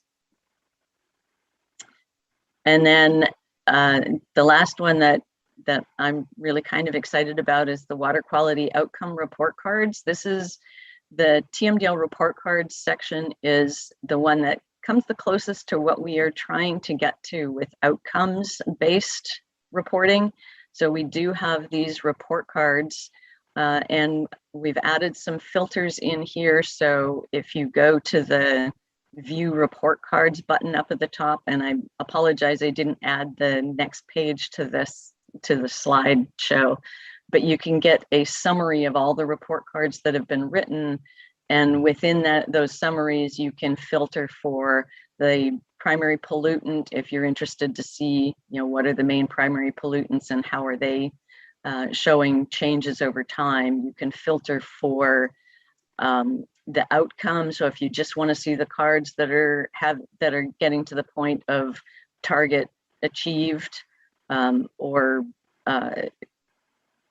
the outcome improvement, you can filter those and see where we're seeing those the improvements in the watershed. Next slide, please. And then also from the TMDL report cards, we're continuing to have the report cards being written, and more regions have started to embrace the use of story maps to be able to give a much more complete story of the watershed that they're dealing with. And this one is a really nice one from Region 6 that outlines the issues seen in the Carson River, where they are developing a vision project for dealing with the pollutant issues. And they even went in just before the report card was released to add some additional information about the Tamarack fire and the impact of that on the Carson River and how they will have to deal with that. Next slide, please. And then we still have obviously the old style report cards like this one from Region 8, which covers nutrients in Newport Bay and San Diego Creek. And this year, I believe we got 20 new report cards. So those are all available on the website as well. And next slide. And with that, I will stop and open for any questions or comments, or if Greg has anything he'd like to add. Just thank you so much, Bev. Really, really incredible and great work here. I know that we just adopted fees not long ago, and on that side, it's always about the cost of these programs, but really appreciate here capturing the benefit, and really am with you about being excited around the water quality outcomes being something we're starting to more focus on and better connect, not just the widgets of the number of permits, but what does it mean qualitatively in communities and watersheds? And I think that's where the storyboards really do provide that better opportunity for context and for engagement around the work in a way that makes it not just a numbers exercise, which is really important here. This data, this information, I hope all sorts of folks on the academic side, stakeholders are able to see it and flip through it, ask questions of it as well. I think that's the power of having it on these Power BI platforms is you can ask questions. You can get curious and want to try to dig further down and maybe find that we don't parse out data or ask a question that could actually help us unearth what is the effectiveness of the programs that we're managing, and again, what are the sort of outcomes qualitatively that we can also track with this work that helps bring it to life, because it is an incredible amount of just work and leadership that goes on here at the boards, and unearthing it this way is just really helpful. So thank you. I guess my only question would just be, what are those other opportunities for incorporating more qualitative sort of information around cleanup, et cetera, that helps support the other sort of widgets data around the permits? What are the other areas, I guess, other than TMDLs that we saw, which are a ripe candidate for, because of the listings and delistings, being able to kind of track, okay, what does it mean? But I'm just wondering if there's other places where there's some thought about incorporating similar information. And thank you again. Thank you, Chair Esquivel. I'll take a stab at that. There's a lot of opportunities. There's a lot of storytelling with data, as we just saw today, that happens outside of the performance report. I actually see that as being really healthy and a great way to sort of incubate up what we want to do as on a regular basis. So maybe some sort of idea of flowing the really interesting and provocative, curated, whatever kinds of story maps and stories that use data to tell the work that we do or to reflect the community's interest on what we do would be a great way to get things into the performance report. We've also talked to board members and programs and other people, stakeholders, about how to incorporate equity into some of the things that are already there. The sanitary sewer overflow map is a great example, or the data set. It's one of our highest value and high quality data sets for lots of reasons. I think people are really good about ensuring that they accurately enter information into that. And as a result, we have a lot of ways to sort of integrate that and overlay it with questions about community interests and equity, for example. So we've explored conceptually some of those things, but how to get them into the performance report formally is, it's a bit of a longer trajectory, but as we see, there's data being used to tell stories all over the place. So perhaps we just need to get out from OEMA and go to some of these meetings and participate. Fantastic. Thank you. I appreciate that, Greg. Board members, Vice Chair, I think you had your hand up.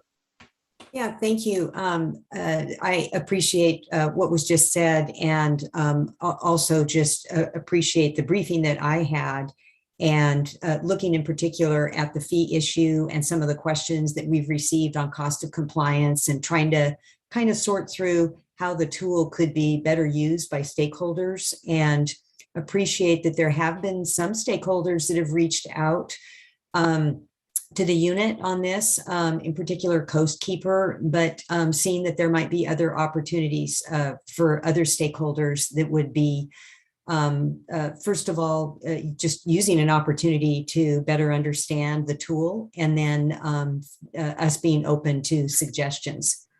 So just thought I'd share that with my colleagues, and I think that this might be, a good topic that we could talk about. I know we agreed as a board that it would be useful for the chair and I to sit down with some of the ag stakeholders on their concerns about fees. And this, I think, would be a good topic for us to bring up in that discussion. Thank you, Vice Chair. Completely agree. Other board members? Yeah, really great work. And this performance report, I've been involved with the board for a number of years now, and it's come a long way. And it really is amazing to see how easy it is to drill into the data. And I, as an engineer and someone who likes to nerd out on this kind of stuff, I could spend a lot of time parsing through all this and finding all kinds of great questions to ask and all kinds of great conclusions, or just other areas that we could explore. So I want to be careful in sort of teeing this up. But my when I looked at it, one thing that I found wanting a bit is a more well-rounded report in some respects, and that is in incorporating better our drinking water program and our water rights program as well into this report. It is, largely water quality based at this point, which is completely understandable. I get that, but our board has grown over the years, and there's little pockets here of information. I think we can go to different places and find, grab data from our Human Right to Water portal or other places all around our website. But I would think as a general stakeholder or just interested person, they may not be able to fully appreciate everything that we do and everything that we accomplish at the boards by just going to the performance report. So, for me, I'm not asking to spend a great deal of time overthinking this, but just like Vice Chair Diadamo was suggesting, talking to Coast Keepers, talking to other stakeholders in the drinking water community and others that might be interested in that, just to see if there is an interest, and if so, how we can best represent that here in our report in the future. So I just wanted to tee that up as a suggestion and something perhaps we could work on going forward. Thanks.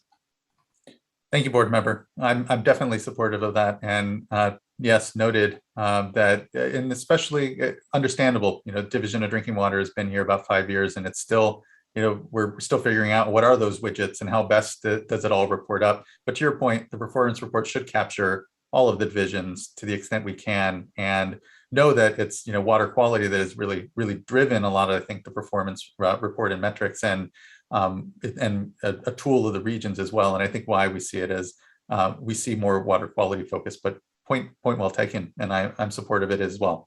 But Mr. Bishop, any thoughts? Sure, I've got a couple, and I think Bev wants to join in. And no question that as the board evolves, we need to evolve the performance report. I want to emphasize a couple things for the board members. One is that the way we designed the performance report was to have almost everything pulled from existing data system. So that's one of the reasons why water rights is having so much difficulty showing up, is that we need to improve that data system so that we can actually pull information directly. We've been working with drinking water to up the number of both measures and targets that they have, recognizing that they are also in the process of modernizing their data system. So one of our objectives, to put it another way, is to have no subjective information in this report, that all of these items come directly from data systems, so that we have a lot of confidence over time that as we can capture the same information and we can show trends. I'll turn it over to Bev, but I'm happy to answer any questions if that raised any. Good points. Thank you. Bev. Thank you, Jonathan, for pointing that out. That was one thing that I was going to actually mention, is that we are trying to make sure that we can get our data from a data system directly. And I've been working with some of these groups to be able to do that and be able to filter it in a way that it shows what they are doing and what they want to show with the measures that they have. We did just add 2 drinking water targets for next year. So we are looking at beefing up the drinking water measures and targets over the next year or so. So that is in the works. And water rights, I've been in discussions with them for quite a while to try to be able to access their data directly and figure out what they do to it to give me the numbers that they've been giving over the past. So we are working on those, and I agree that we do want to include those other programs. And one last thing I'd like to say that I missed is I just want to say thank you to the people who help with this every year. Susan Kelly with Division of Information Technology is absolutely a wonderful assistance for this. She does all of the DIT side of the performance reports now. And then on our side to pull the data, I get a lot of assistance from Allison Calalang and David. Sorry, I just went blank on his last name. They help me. He helps with pulling the swamp data. So there are some other people behind the scenes that don't get a lot of recognition in this, and I want to acknowledge that they are there and thank them for everything that they've done. So thank you so much for the opportunity to present the performance reports, and I hope that we can keep making them better. Thank you so much, Bev. And thank you for the acknowledgement. And really critical here. It is a team, certainly, and really appreciate that. Hey, did you have anything you wanted to add, Greg, around kind of scale and scope of performance report? I'll just finish with this. This is a report for everyone at the board.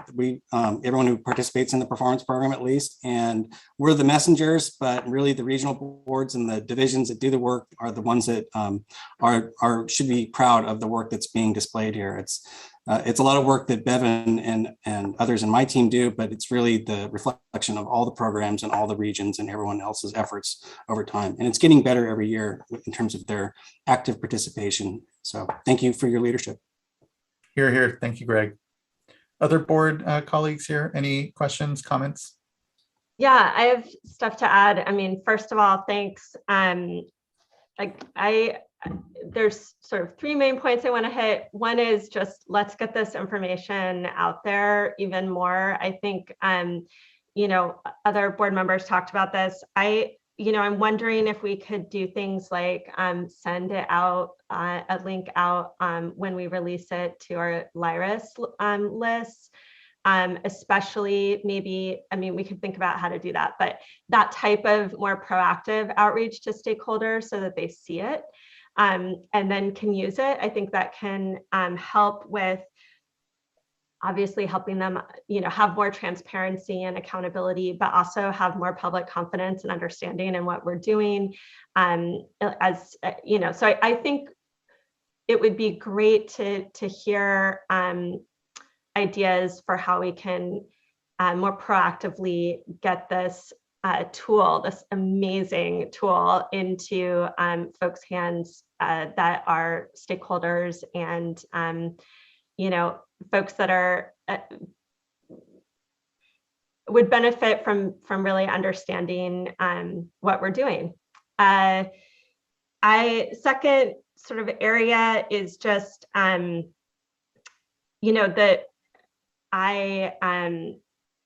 the core of this report is really about our performance. It's about more of the outputs and activities that we're doing. And there is incredible stuff in here. And I was looking just like really rich understandings of dynamics, like there were fewer inspections that for various reasons, and it's really nice to have the sort of takeaway and discussions on all of these on the page, and that was really maybe a driver of also why there weren't as many informal enforcement actions over time, just sort of understanding these trends. And in a number of areas, this was on wastewater and PDS permit. So there's just like so much, just an example of things like, as I was digging in and understanding our work, this is just such a rich tool in understanding it. I also think importantly, when we think about performance, it's obviously our staff performance and our program performance, but it's also in some ways the discharger and regulated community performance in terms of you can see where there's compliance and reports submitted and those sorts of trends, which is also just incredibly valuable. So I think thinking about performance in both of those ways and the value there, sort of, big theme for me is just really wanting to see even more ability to link in that outcome impact metrics.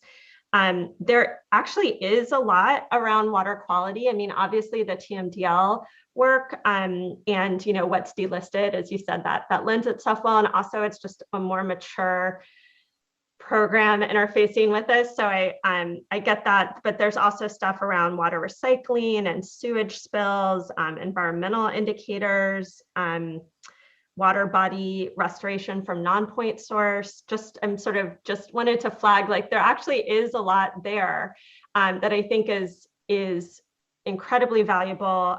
Would love to just see, the other divisions be able to identify what are maybe some outcome impact metrics that we can track, that we already are tracking or have access to, that would lend themselves well to including here. Again, because I just think it's so important for us to show, and both for ourselves and for the public to really link in what kind of impact do our programs have.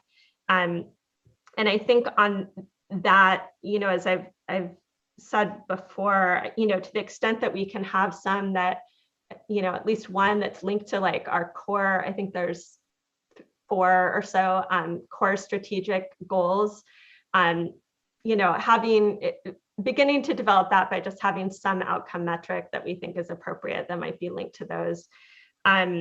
I'm thinking about the goals with our strategic work plan and sort of, overall core mission there.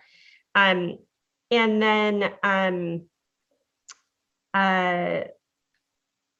just also related to that outcome there, Sean, I think you mentioned this, but we have these great tools like the Human Right to Water map, but also things like all the water quality monitoring data that we're collecting. And I would just love to figure out, is there a way to kind of integrate or those data sets to think about outcomes and trends, because at the core, that's what this is, right? Is like, how is water quality improving? And can we see that with the data that we're collecting and sort of linking in those tools? Again, this is, I'm not suggesting like a brand new thing, just thinking about how we're using the different tools that we have on this sort of outcome impact side.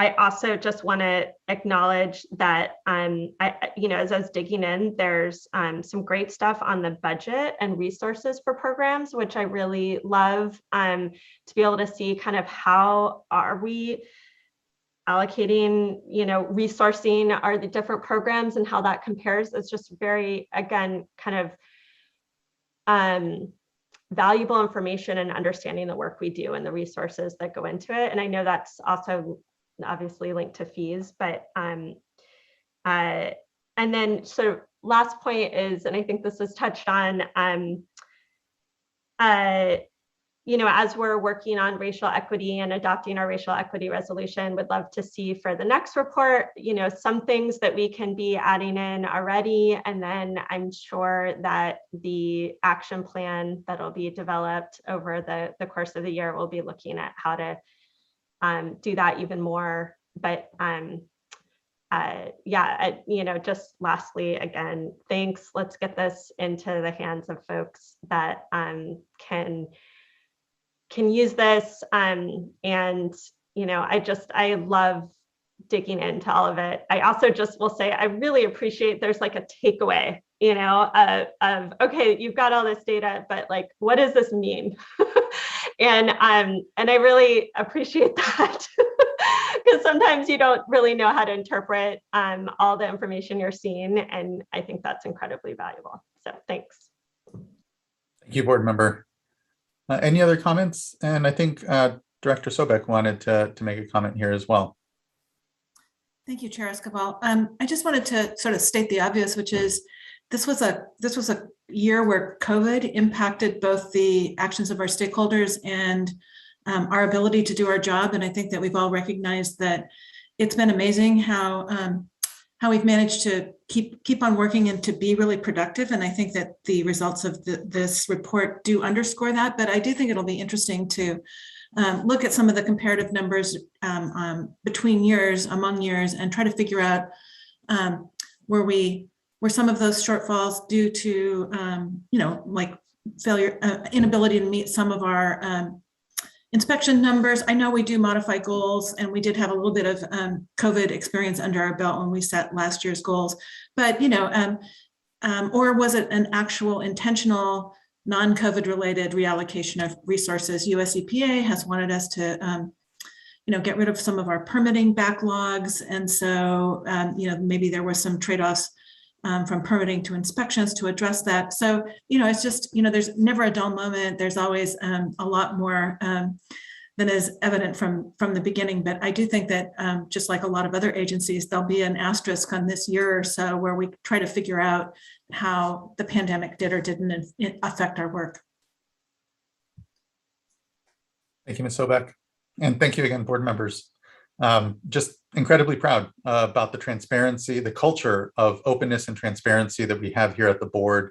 Again, curating and ensuring that all this information is out there. And to board member Firestone's point, let's make sure we circle back around this document. Let's continue to make sure in our engagements, use it, pull data from it, allow it to really have a life here throughout the year, and put it in the hands, importantly, of communities and others that can look at it, assess us, tell us where we're not doing right, find again, information amongst the data that help us be better decision makers and leaders here in our space. So just thank you. Again, I feel very proud to be part of an organization here that has such a strong history in openness and transparency, which is something that is very close and near to dear to me.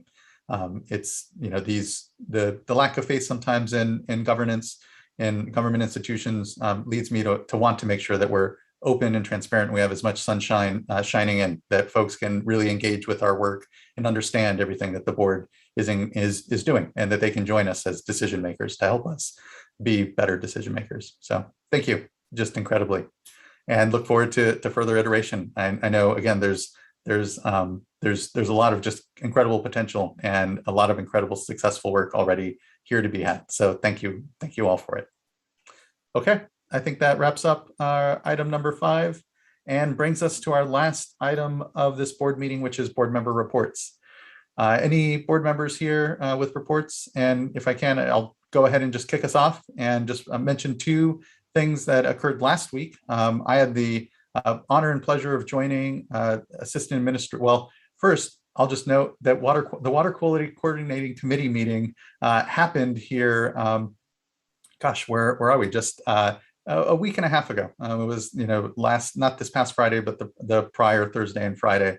And just wanted to thank Meredith Thompson, who was our Water Quality Coordinating Committee meeting coordinator, and her incredible work. We had Radhika Fox, who is the Assistant Administrator for the US EPA Water Office, come and be our keynote to engage with the regional board members and ourselves. We had a very focused discussion around this coming year, which will be the 50th anniversary next year of the Clean Water Act.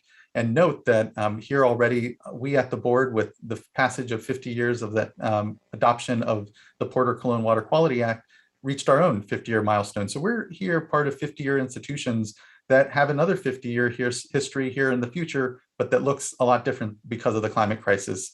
And it was a great opportunity to reflect with Justice Roby, Secretary Blumenfeld, other partners and invitees to really have a moment to touch base on this incredible 50-year history of work that we have here at the water boards collectively, and the need for really focusing on what the next 50 years of the Clean Water Act bring, and the Safe Drinking Water Act, and the other important laws that certainly we are all here called to implement. So just want to acknowledge and thank what was an incredibly inspiring and successful, I feel, Water Quality Coordinating Committee meeting, which is in the Water Code and directs us to meet once a year, all as collective water boards members. So thank you all for participation and work in that. The other thing I would note is that I had the pleasure of participating early last week with Mayor Garcetti and Assistant Administrator Radhika Fox, along with LA County Sanitation and other folks to commemorate what is the granting of a US EPA WIFIA loan to Los Angeles for their water recycling project at the Glen Tillman facility. And that was a great opportunity to really acknowledge how important water recycling is, we know, to the future of California's water systems. Really just pleased and thankful for the partnership at the federal level, which have also contributed to other projects like the San Diego Pure Water Project, which the board has also contributed to, and other significant projects throughout the state, particularly in the space of water recycling, which again is just such a critical tool we know here at the board as we advance direct potable reuse. And here, as I understand it, next fiscal year, contemplating somewhere around 1.2 billion in investment in water recycling projects. So just thankful for the opportunity to join the groundbreaking for that event. And the other note was just, I did attend last week my first Salinity Control Forum meeting. This is a Salinity Control Forum gathering of the basin states to address salinity issues on the Colorado River system, which contribute to what are, we know, millions of dollars worth of cleanup when we talk about the reuse or the use and reuse of those waters, those Colorado River waters. The amount of salt in them is ultimately burdened upon folks in Southern California as they reuse that water. And so the issue of salinity, although certainly not top of mind as one of the hottest things out there to discuss, is actually really a critical one, and fortunate to have joined a number of basin state leaders as we discuss the investments that are made on that system to help address the salinity challenges. Salinity challenges we know here within our own state borders. When I think of certainly the Central Valley and other critical groundwater basins that need to ensure we have salinity control programs and plans in place to manage that for the long term, so that we can continue to use our groundwater resources to great effect. So those are the things I wanted to make sure and bring up, and kick it over to any fellow board colleagues for reports.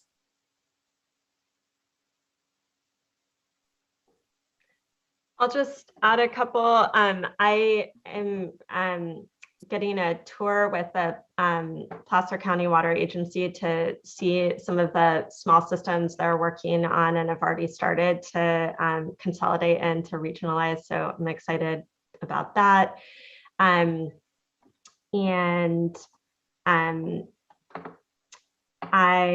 also just was going to mention that Region 4 at their last board meeting was looking at adopting they're creating their own racial equity action plan just for the year, complementing the work that's going on throughout the water boards, but just really interesting and exciting to see what each of the regional boards are doing, but one that I got to see and how they're already starting to formalize a lot of and be intentional about a lot of the actions they're doing on racial equity. And that's it. Great, thank you, board member. Others? Yeah, great job with WQCC this year, Chair Esquivel. It was a really engaging discussion, so thank you for that. On Thursday, I did have to leave a little early because I was invited to speak at the California-Nevada AWWA conference. And they asked me to speak all about the drought, which I of course did, obliged that, and had plenty of information to share.